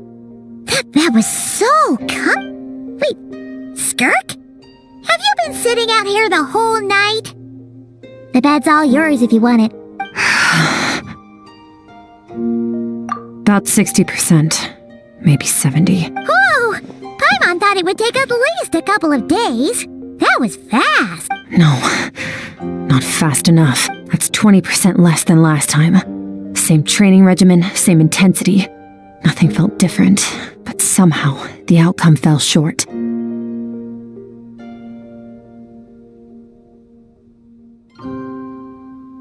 No, I think the problem's with me. I need to meditate for the next 2 days. Deep introspection should help me find the issue. Ooh, sounds intense. We'll watch over you in the meantime. Thanks. See you in 2 days.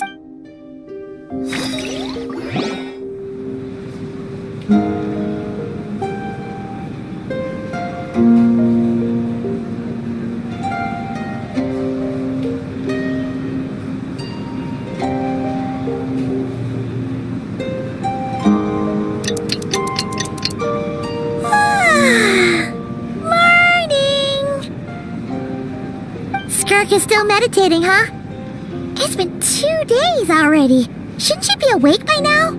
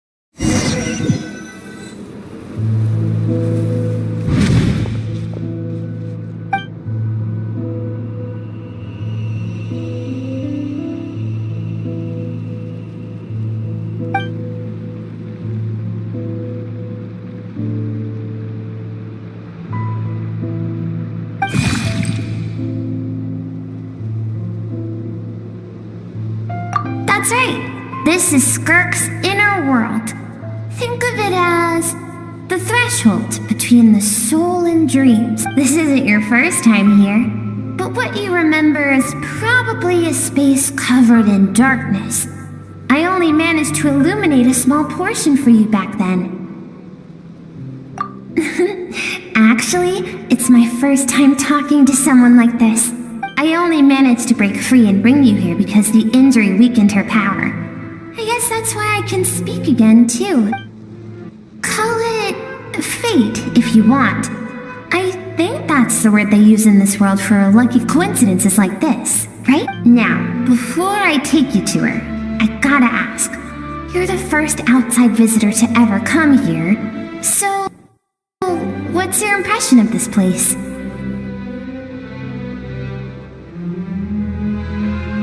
Oh, you noticed. This river represents Skirk's strength. Strength accumulates over time. It is the summation of a person's lived experience. So this river is where all the fragments of Skirk's life should converge into a single stream of memories and emotions, flowing forward as one. But as you can see, this river has been severed numerous times. It's because Skirk doesn't like who she was in the past. When all she sees reflected in the river is a disgraceful shadow of who she was, she cuts through water and rock with the sword of reason, severs her connection with the past, and begins anew.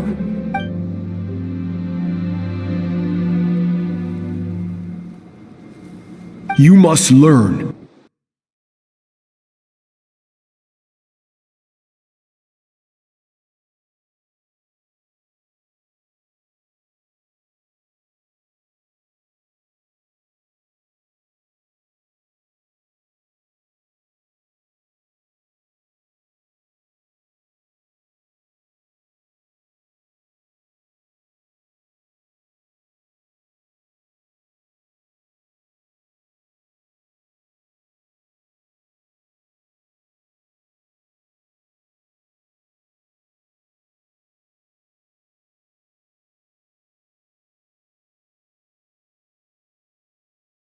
To shut out.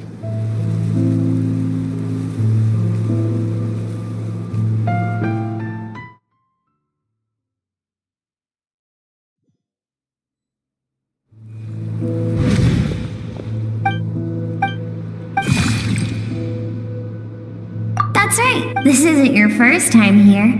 But what you I only managed. Call it now. Before I take you to her, I gotta ask. You're this river strength, but when all she. You must learn to shut out all the pointless emotion. Crush the self that makes you weak, and become master over your physical form. This isn't my first taste of failure or losing power. When you fall, you get back up again and become stronger. That's how it is.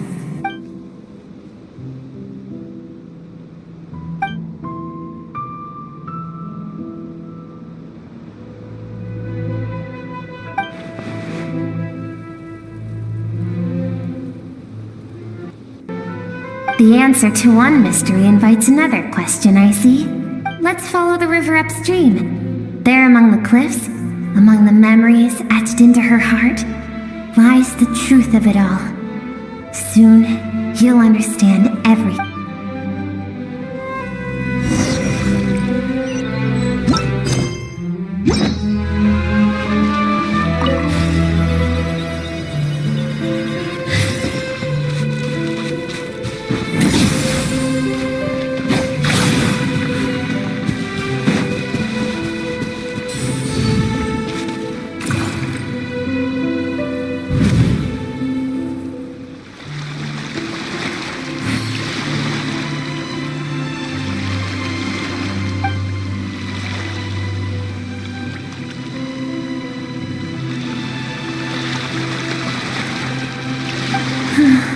I've always thought that, even when falling leaves don't come from the same tree, they can still form bonds of kinship when they meet, like meteors. You both made a journey through the stars. Both travelers who have landed on a planet that is not your home. Yet, when she first noticed your presence, although she hesitated for a moment, she still chose to walk away, indifferent as ever.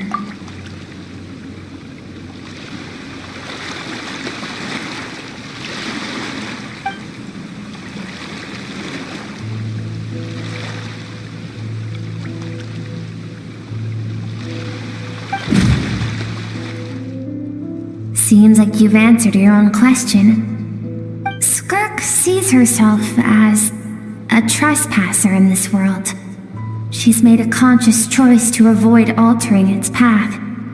But the reason for that decision stems from events much earlier on in her life. Let's keep going. It's still a long way to the source of the river.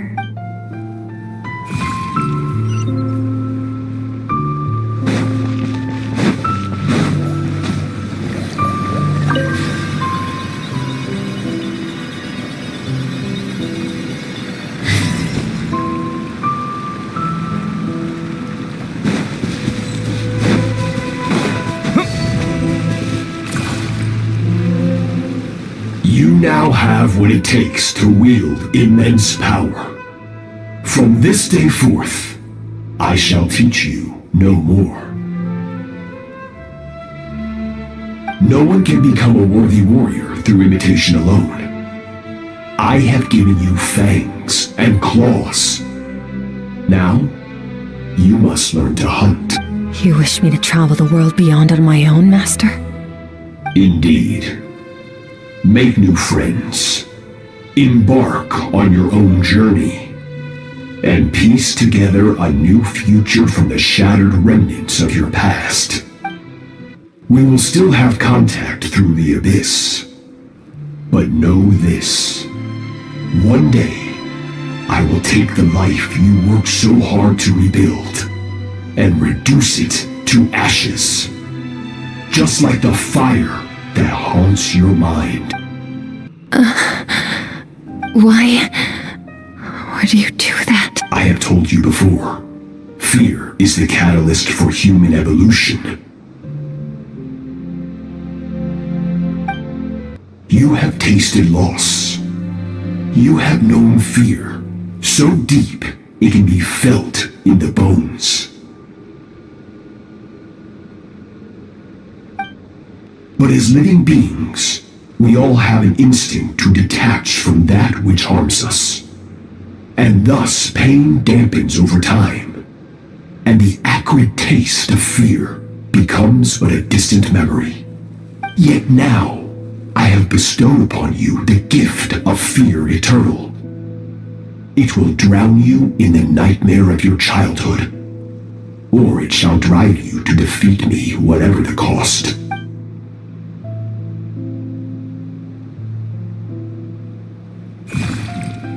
That is what Skirk's master, the foul Sertologi, looked like at one point in time. Of course, as a higher being, physical form is a triviality to him. He could appear as a beast, a human, or even a monster that defies description.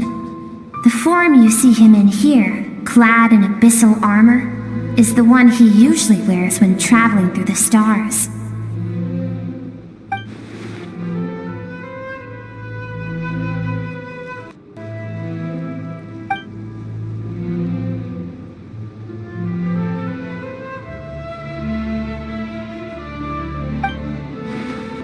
For certain reasons, I need to bridge the power gap between me and my master as quickly as possible. But first, I need to understand the source of his strength. To do that, I need to follow in his footsteps, walk the path he once walked, and somewhere along the way, I'll find out how to defeat him. That is my sole focus and purpose.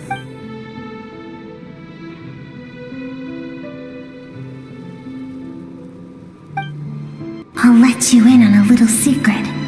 The real Sertologi is terrifying. The scope of his power is impossible to understand until you experience it firsthand. It is absolute. The power to crush all things. Shall we keep going? Let's see. We're about halfway there.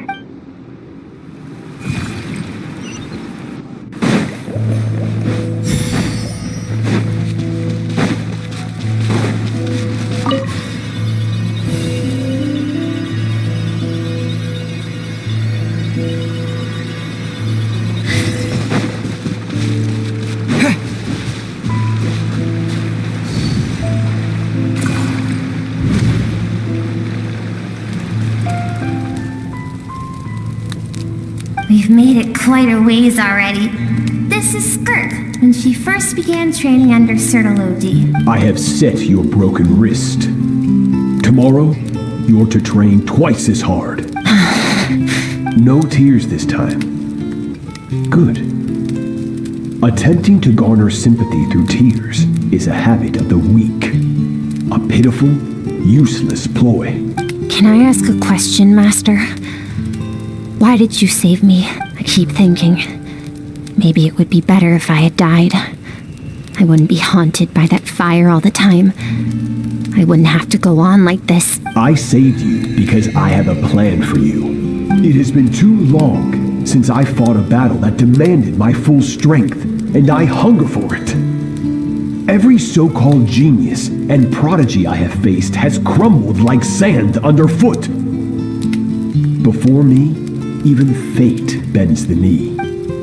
So, I will teach you everything I know. Train you by whatever means necessary, in the hope that one day, you might surprise me. But I don't want to draw my sword against you, Master. What you want matters little. Among the boundless sea of stars, the cries of the weak are but faint murmurs that disappear into the void. You of all people know that well. Yes, Master. From that day forward, all she knew was grueling training, emptiness, and fatigue. After some time, her talent bloomed, and she gained control over her emotions, like her master. How should I put it? It was not that human emotion disappeared from her heart, but that reason came to dictate all she was allowed to feel. I suppose it was at this point that she became the Skirk you know today.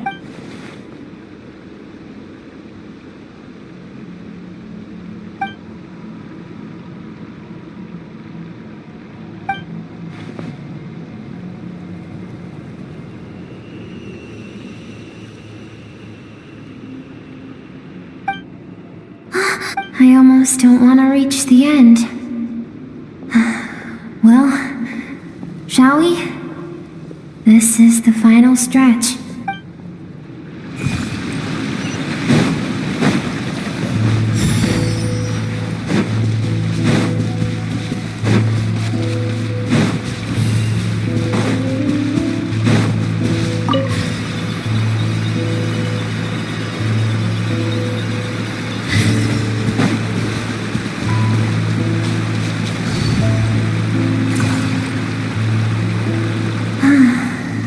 These are Skirk's happiest memories.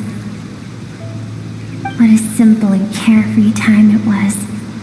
Wisps of clouds dotted the sky. The sun bathed everything in golden light. And when song filled the air, not even the shyest of flowers could resist swaying along.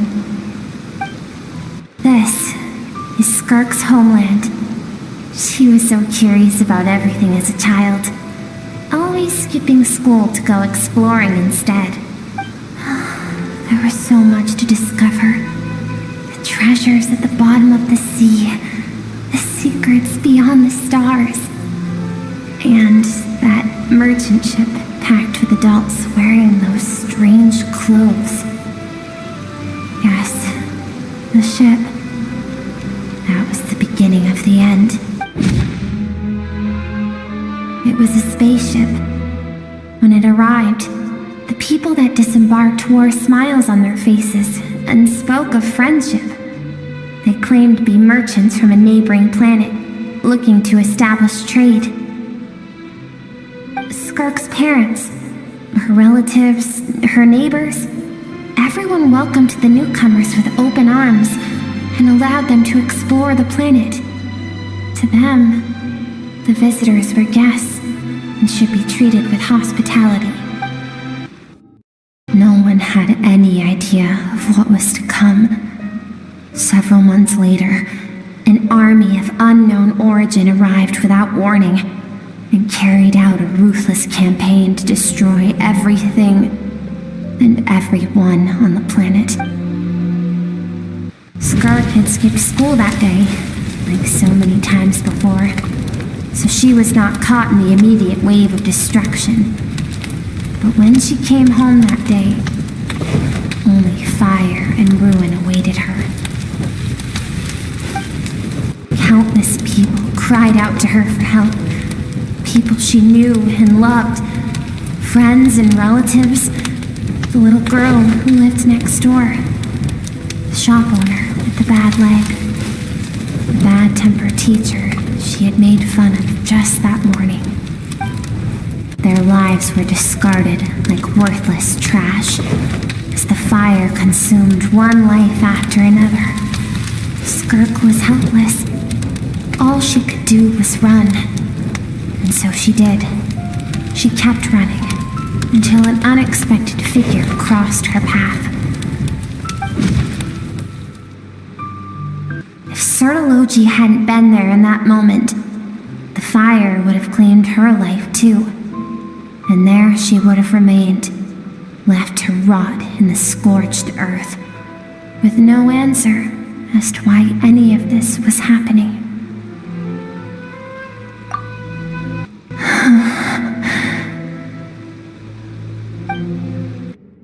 Because she and her people were seen as a threat. As the initial merchant ship explored the planet, they discovered that it hadn't always had the condition to support life. Yet there was evidence of human activity, even during the periods of extreme heat or cold in the past. Further research revealed that, over time, the people of this planet had evolved the ability to adapt to any type of environment or energy source. For that reason, the outsiders viewed them as a potential threat and decided to eliminate them before the threat could rear its head. And so, the army was called, and the so-called danger was wiped from the face of the senseless, isn't it? Deemed a threat because of a gift they didn't even know they had.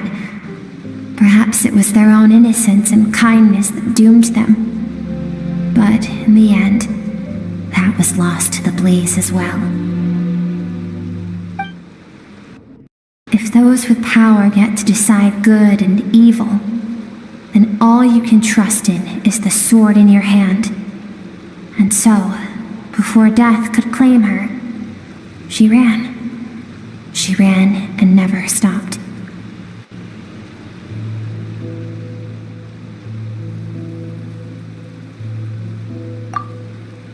No one wants to relive their most painful moments. Well, that brings us to the end of the story. This is as far as we can go. Skirk is waiting over there. For both of us. Let's go to her. It's time to fulfill my purpose. And my greatest wish over all these years.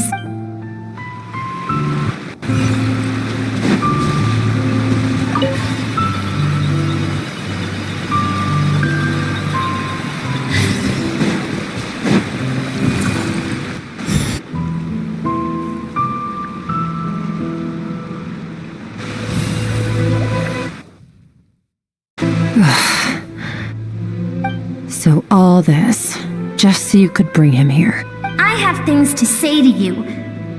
Well, to me. I want someone to witness our reconciliation, even if it takes an argument to get there. And he is the best choice in this moment. Her suppressed emotional self. The version of herself she keeps locked in the recesses of her mind, stifled by reason.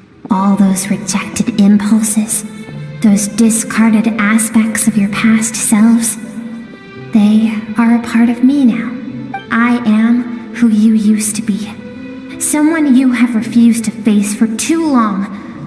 So, I came to face you instead. You're wrong. I've faced you all along. And that's exactly why I keep you locked here. Your existence makes me weak. Moments of joy and longing are when we are most vulnerable.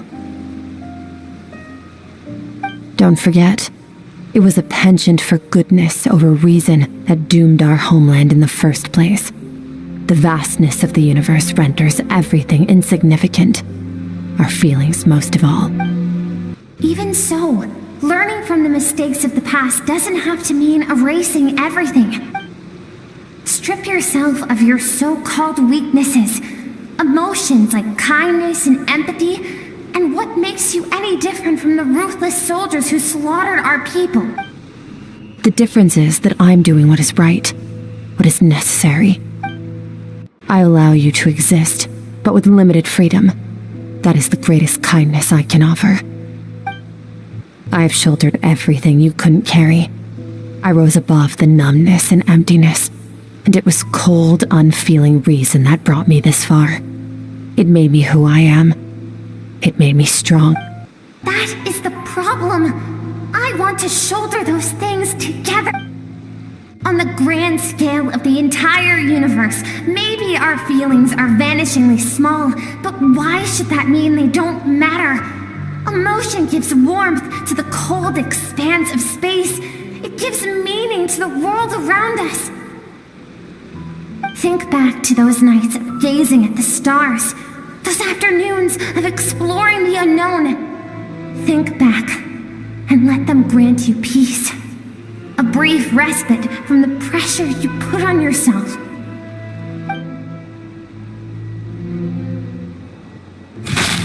That isn't what we need. Exactly what we need. Aren't you curious about why recovering your strength has taken longer than normal this time? Finally, you get to the important part. That is the only answer I came here to find. Then look around. Look at your inner world.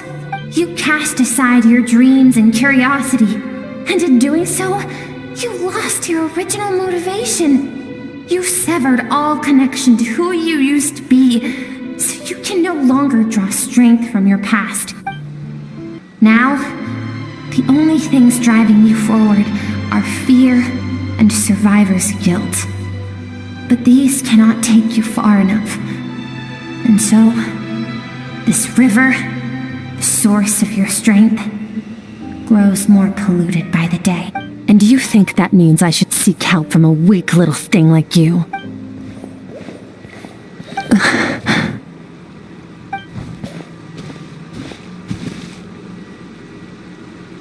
Thank you for saying that. I knew bringing you here would be the right choice. To be honest, I'm not here to argue with you. This isn't about who's right or wrong. And in fact, I agree that in order to make it through the wake of that tragedy, we had to distance ourselves from the pain through reason over emotion. But what is right at one point in time isn't always right forever. I know you will never forget that fire. I know the fact that you were the sole survivor fills you with guilt. And I know that among the voices that haunt you, mine is there too. Because deep down, you know that you didn't turn out to be the person you wanted to be. All those unfulfilled hopes are like knives to the heart. And I don't want you to hurt anymore. So even if you can't accept me, I hope, at least, that you can let go. I keep thinking, maybe it would be better if I had died. I wouldn't be haunted by that fire all the time. I wouldn't have to go on like this.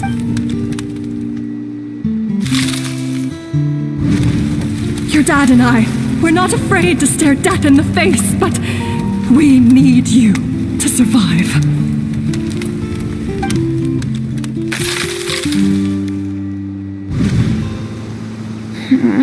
I'm sick of being a kid. There's so many amazing things out there, and I'm ready to see them all.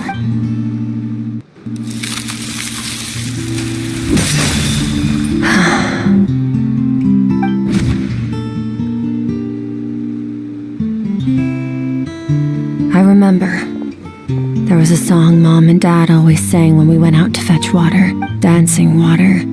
Sand along your path is begging for your song and movement.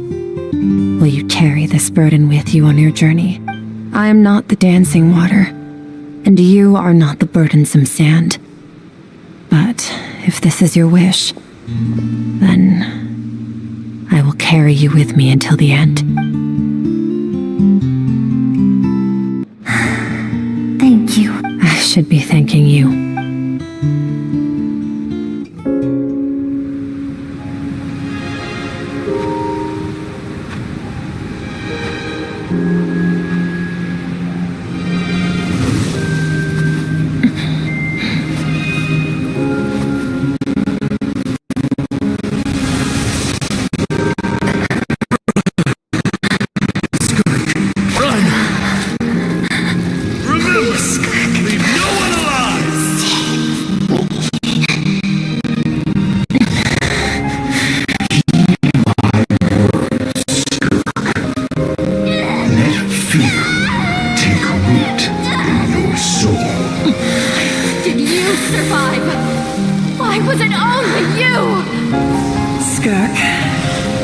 Did you become a positive light in this world?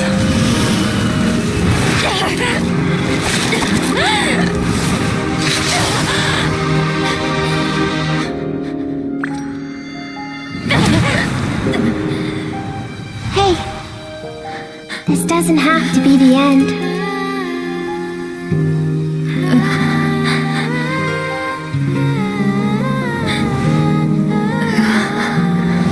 Life is a gift.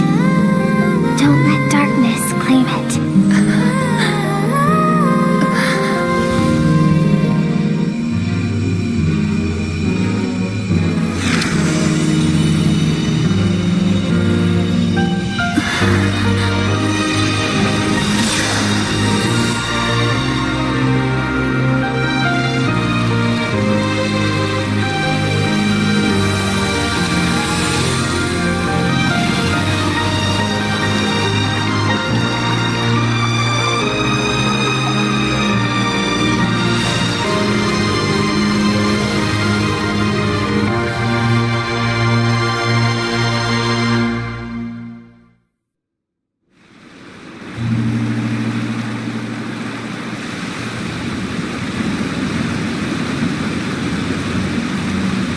So, you saw my memories then. I once asked my master if survival of the strongest was the law of the universe. He said no. But in a world without order, those with no moral boundaries tend to be the ones who survive. That's why, after hearing his answer, an idea came to mind. An idea that, one day, I would create a new world order. One in which there would never be another tragedy like that fire. One in which power was not the law of the land. But that means I must defeat him. Because my master, Sertologi, is, at the core, a defier of all rules and order. Yes, and not just because of the gap in our abilities, but also because I have no reason to see him as an enemy. Although his decision to train me was not made out of kindness, he did everything a master should. He saved my life, taught me the sword and the principles of strength. And for that, I respect him. I know, and it's not something I want. But Master never goes back on his word. I have to treat everything he says as a promise. He's no longer into that. But he sends me messages through the abyss every now and then. Most of them are simple greetings, or an answer to one of my questions. Every time I hear from him, my heart skips a beat. And I wonder If this is the moment where he'll finally appear before me and tear down everything I've built to pieces, maybe that means I do live in eternal fear. Just like he said. Yes, I respect him, but I'm also afraid of him. And for that reason, the pursuit of strength consumes every moment of my life. I don't know what Master has planned, but I have to be ready. Help me? Why? This isn't your fight.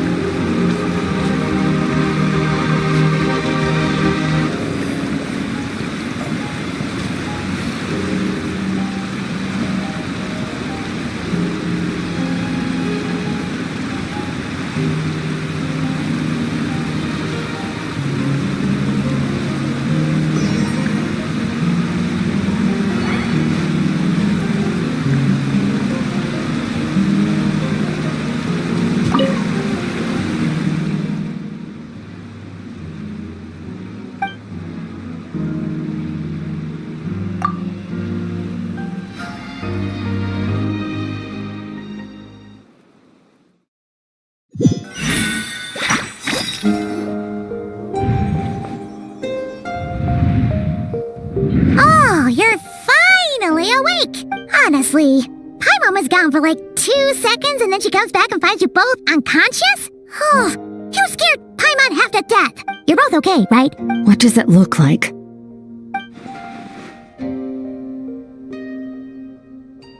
Only water from the source can cleanse the rot and filth that flows from the past into the future. I taught you to incorporate the experiences from your journey into how you fight. I suppose what happened today will become an inseparable part of who I am. Okay, so Paimon feels like she's missing some important context. But whatever. Paimon brought back tons of delicious snacks. Let's dig in.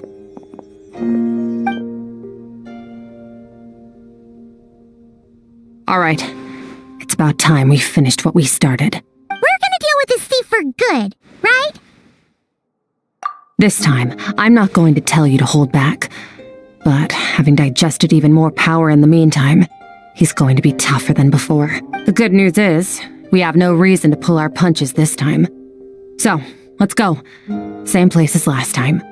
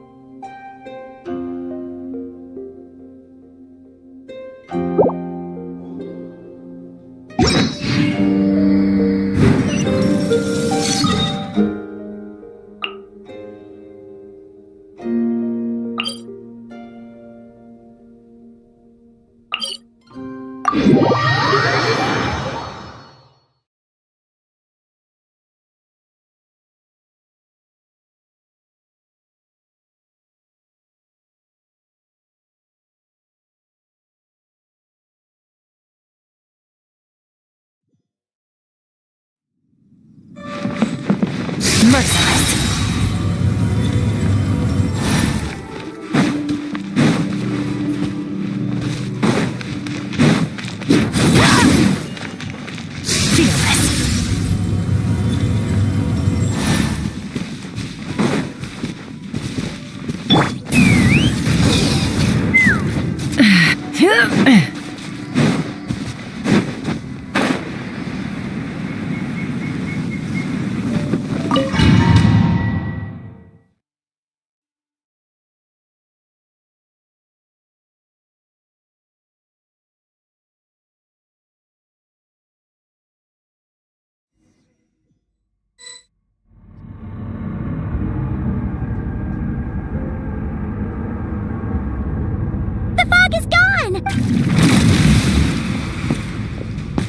Wait, isn't that the form the all-devouring narwhal changed into?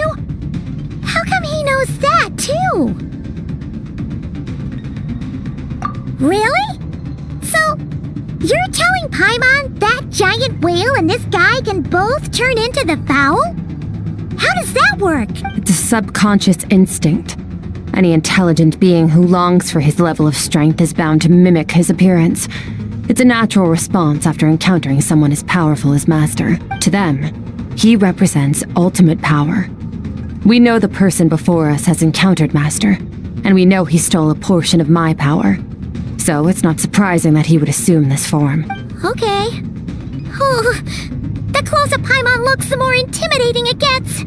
Nervalette isn't here this time, so it's up to us. He won't have the nerve to steal again after we're done with him. Let's teach this guy a lesson.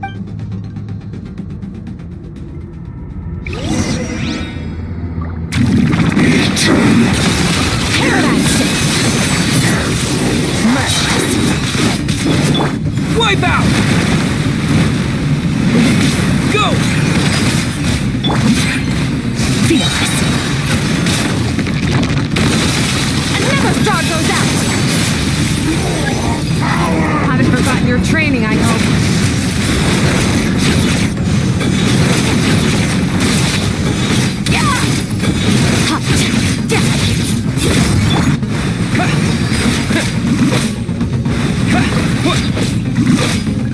Water jet! Bombs away!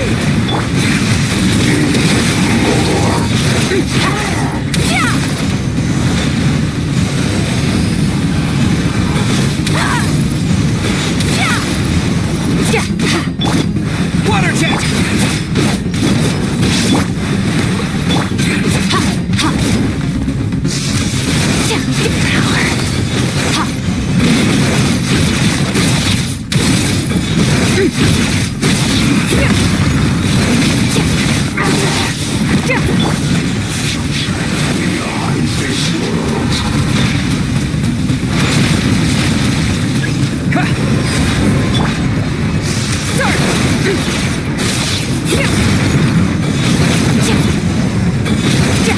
Mine to wield.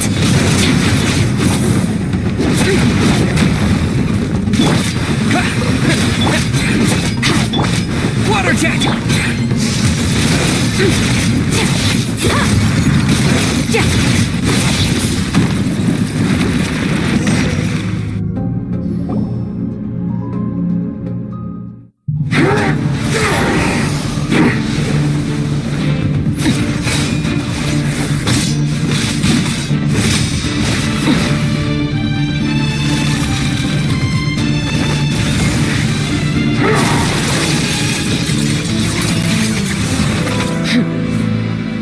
Haven't had enough of my power.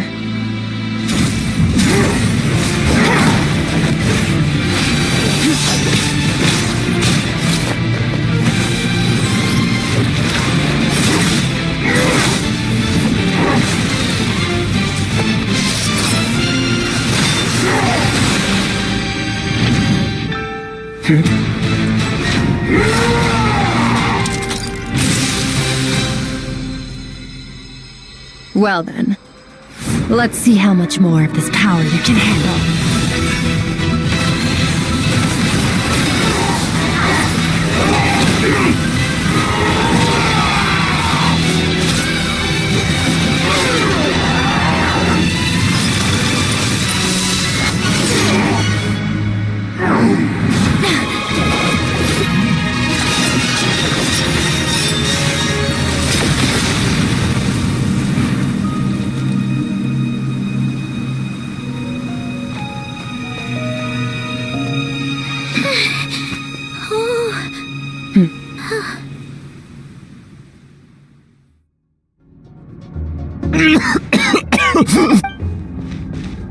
Well, have you come to your senses? You saw that my body was at its limit. So, you deliberately channeled your power into me, knowing that it would destroy my shell from within. Such power. Such keen battle instincts. So you must be... Skirk, Sertologi's disciple. How long has it been? How long has he been away from Tevat? Hundreds of years. Hundreds? Sorry, it's a lot to take in. I should introduce myself. I am Skofnungar, a friend of your master and one of his followers. This is the first time I've heard your name, Skirk. But hundreds of years ago, I knew you existed, and I knew you would come here. Hundreds of years ago? Sounds like you and Master have quite the history. Care to tell us about it? Of course. Might as well take advantage of a clear head while I can. The story starts a long, long time ago. I was born into a noble family in Conria. As the eldest son, I was set to inherit our title.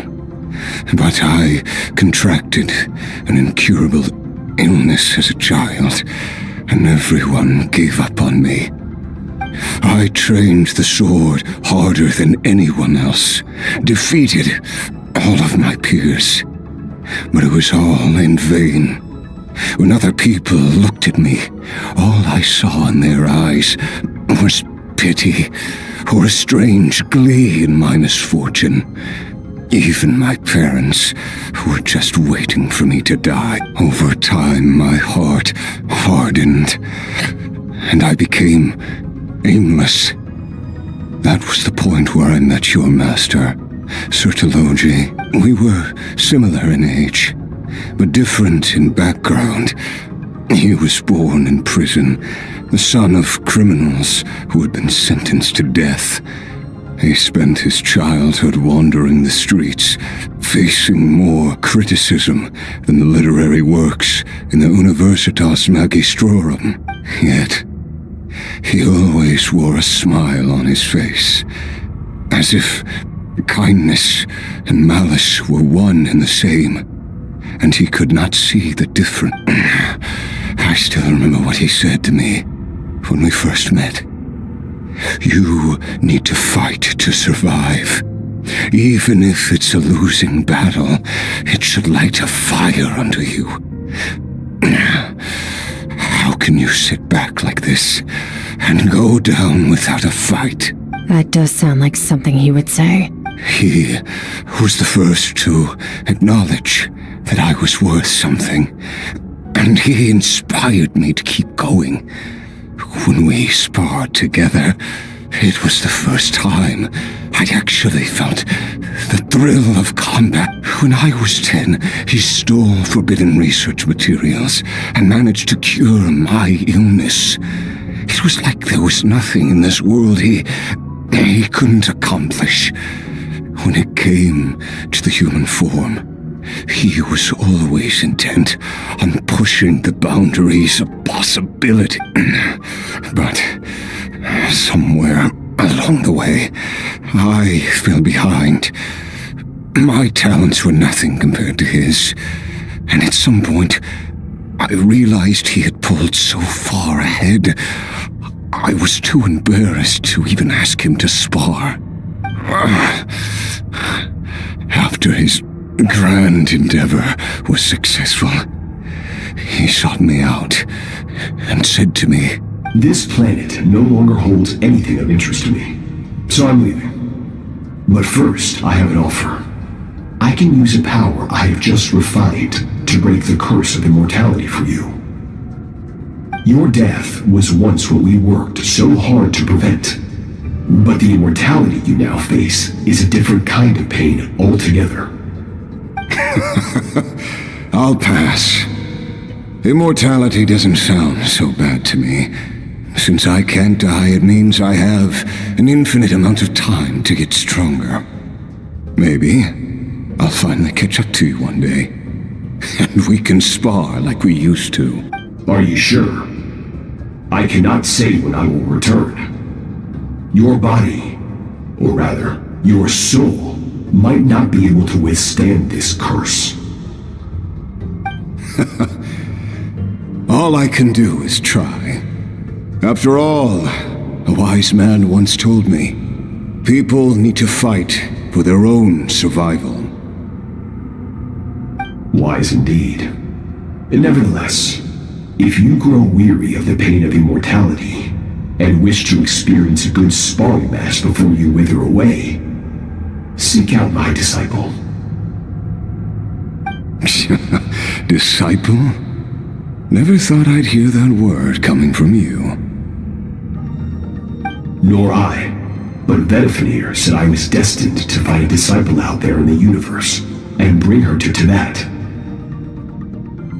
You know as well as I, Vedifenir's prophecies are never wrong.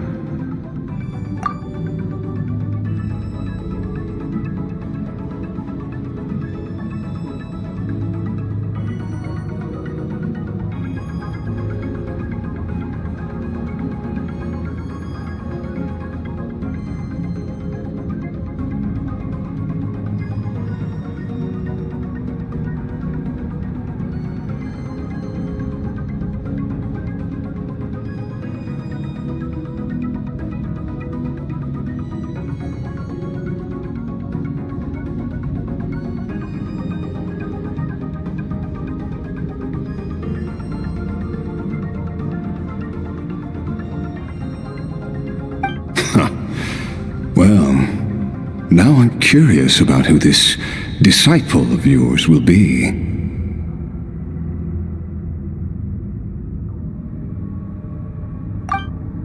All Vedifenir said was that one day, the stars shall bow in her honor. Sounds pretty impressive. Of course. Only the most outstanding people would have the right to become my disciple. Still self-assured as ever, I see. But you're not wrong. I'll be leaving then. Oh, and if you are serious about getting stronger, I left you a little gift in the primordial sea. As I've said before, walk whatever path you want. Freedom means even the wicked get to make their own choices. Waiting for me in the primordial sea was the all-devouring narwhal, already beaten into submission by Sertologi. In its weakened state, I was able to cut off part of its flesh and sew it into my own heart. Your heart? That sounds like torture! How did you even survive that? Because, of course, I bear the curse of immortality. So, you used the curse to turn yourself into a vessel for power. Even with that whale's ability, devouring power like that is not something the human body can withstand. With your body and soul constantly at the breaking point, it was the curse of immortality that sustained you. But that is not the path to strength. You have to pour your heart into it, work for it, dream of it. Instead, you stole something that didn't belong to you, and it backfired. You're right. I should have known better, but I had already pushed myself to my limits, and he was still miles ahead of me. So I had to take a leap of faith. I miss your master. I miss the days when we were all together, troublemakers without a home. I don't regret the choice I made. But if you'll allow it, I do want to apologize. To both of you. After the beating we just gave you, I think we can call it even. You're an interesting one as well. Sertologi's disciple. That's a lot to live up to. It can't have been an easy experience. I know what he's like.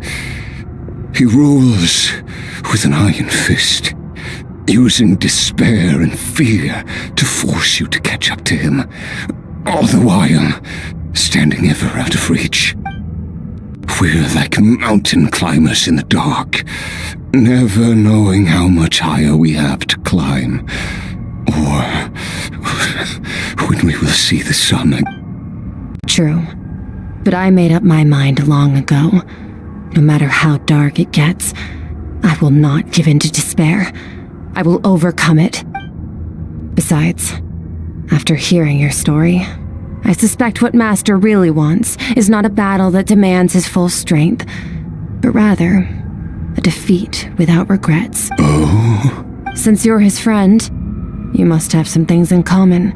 The first time we came here, when you stabbed me through the fog and stole my power, I felt no emotion coming from that spike. But when you had to devote all your strength fighting me just now, I could feel joy and passion emanating from your blade.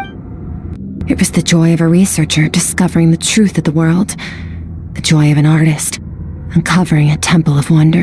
Interesting. I'm certain I didn't express those emotions outright, yet you were able to read them from my blade, like a glimpse into my inner world. You're right.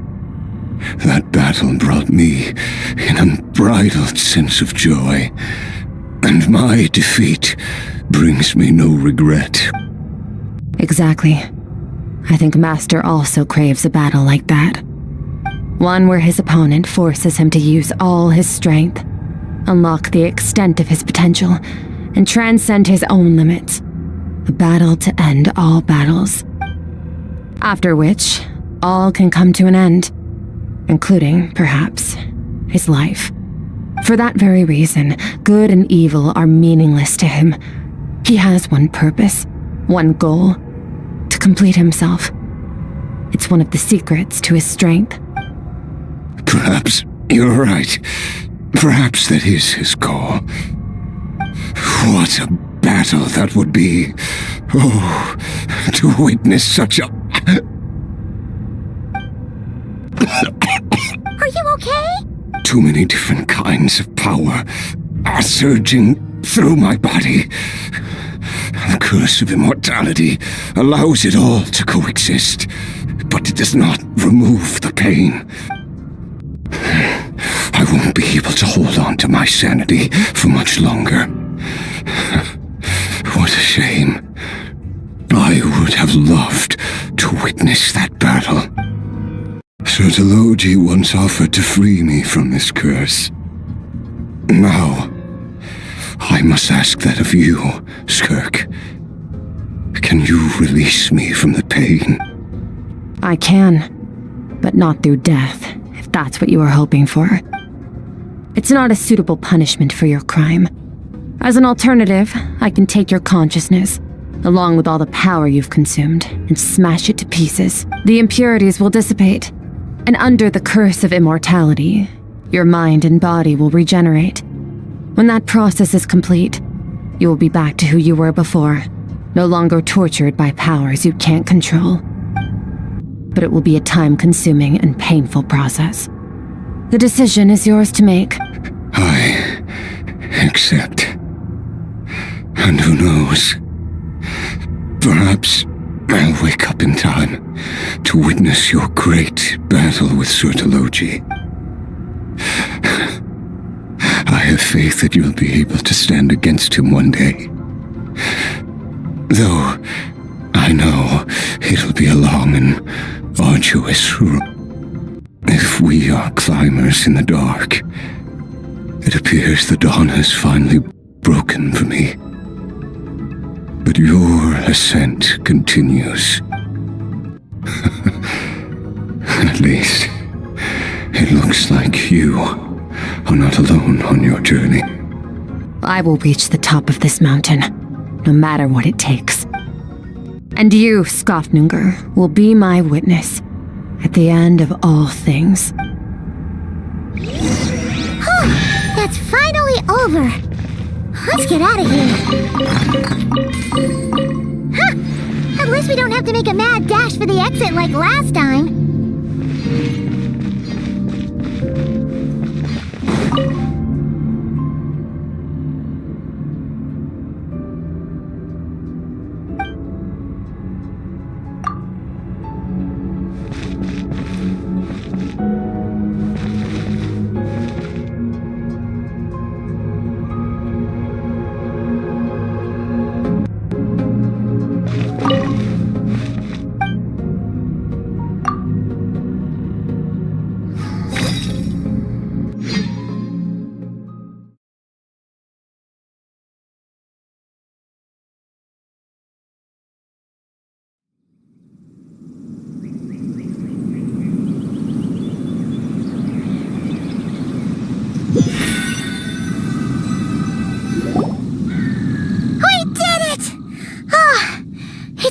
few days, but it feels like forever. Once again, we've proved there's nothing we can't overcome. We're just that awesome. Wow, you sound even more confident than usual. Guess you really have become stronger. Today sure went by fast. It's night already. Oh wait, that reminds Paimon. The stars you mentioned, the ones that died out, are they back now? Yes. The power Skafnungur stole has been returned. So, the stars have regained their light. Great! Huh, it's crazy that you even noticed their light was gone. There are so many stars in the sky. If a few disappeared, Paimon definitely wouldn't be able to tell. I suppose it's because I have gazed upon this sky for centuries. The false stars, hanging in the meticulously planned sky, glittering with rotten light. It's not real. And yet, it is for that very reason that I can look upon it and enjoy the momentary peace it brings. Even the most beautiful of bubbles has to burst. We will return to the real universe one day, whether of our own volition or not. Time marches ever forward. Even the innocent and naive will taste life's bitterness. Yet through hardship, we grow until we learn to seize the sands of time for ourselves and uncover our true strength. Though we gaze upon a false sky, its vastness and majesty is palpable. One can only wonder, what is it going to take for kindness to reign supreme in the vast expanse of the universe? Ugh, this is all going over Paimon's head. But if she knows one thing, it's that the traveler always finds a way. Ever since we met, he has filled Paimon's days with happiness.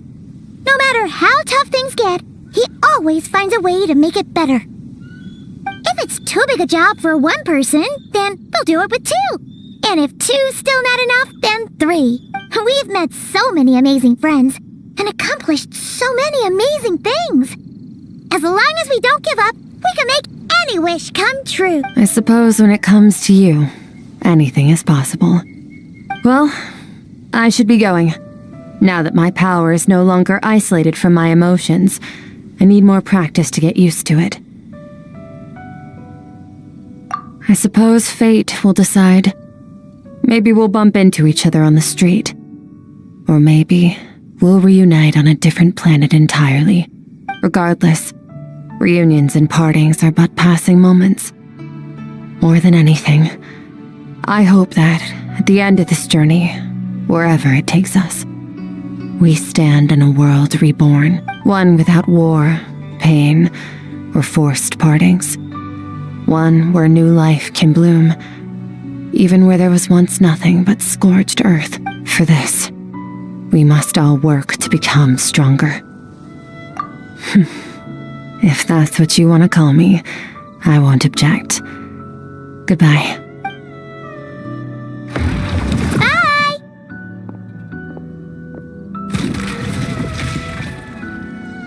Is it just Paimon, or is she being nicer than before?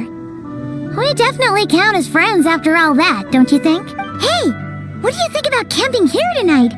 There's nothing quite like sleeping under the stars. Come tomorrow, we can continue our journey. Oh, and since Paimon treated you to that super nice meal at Wanmin Restaurant, it's about time you returned the favor.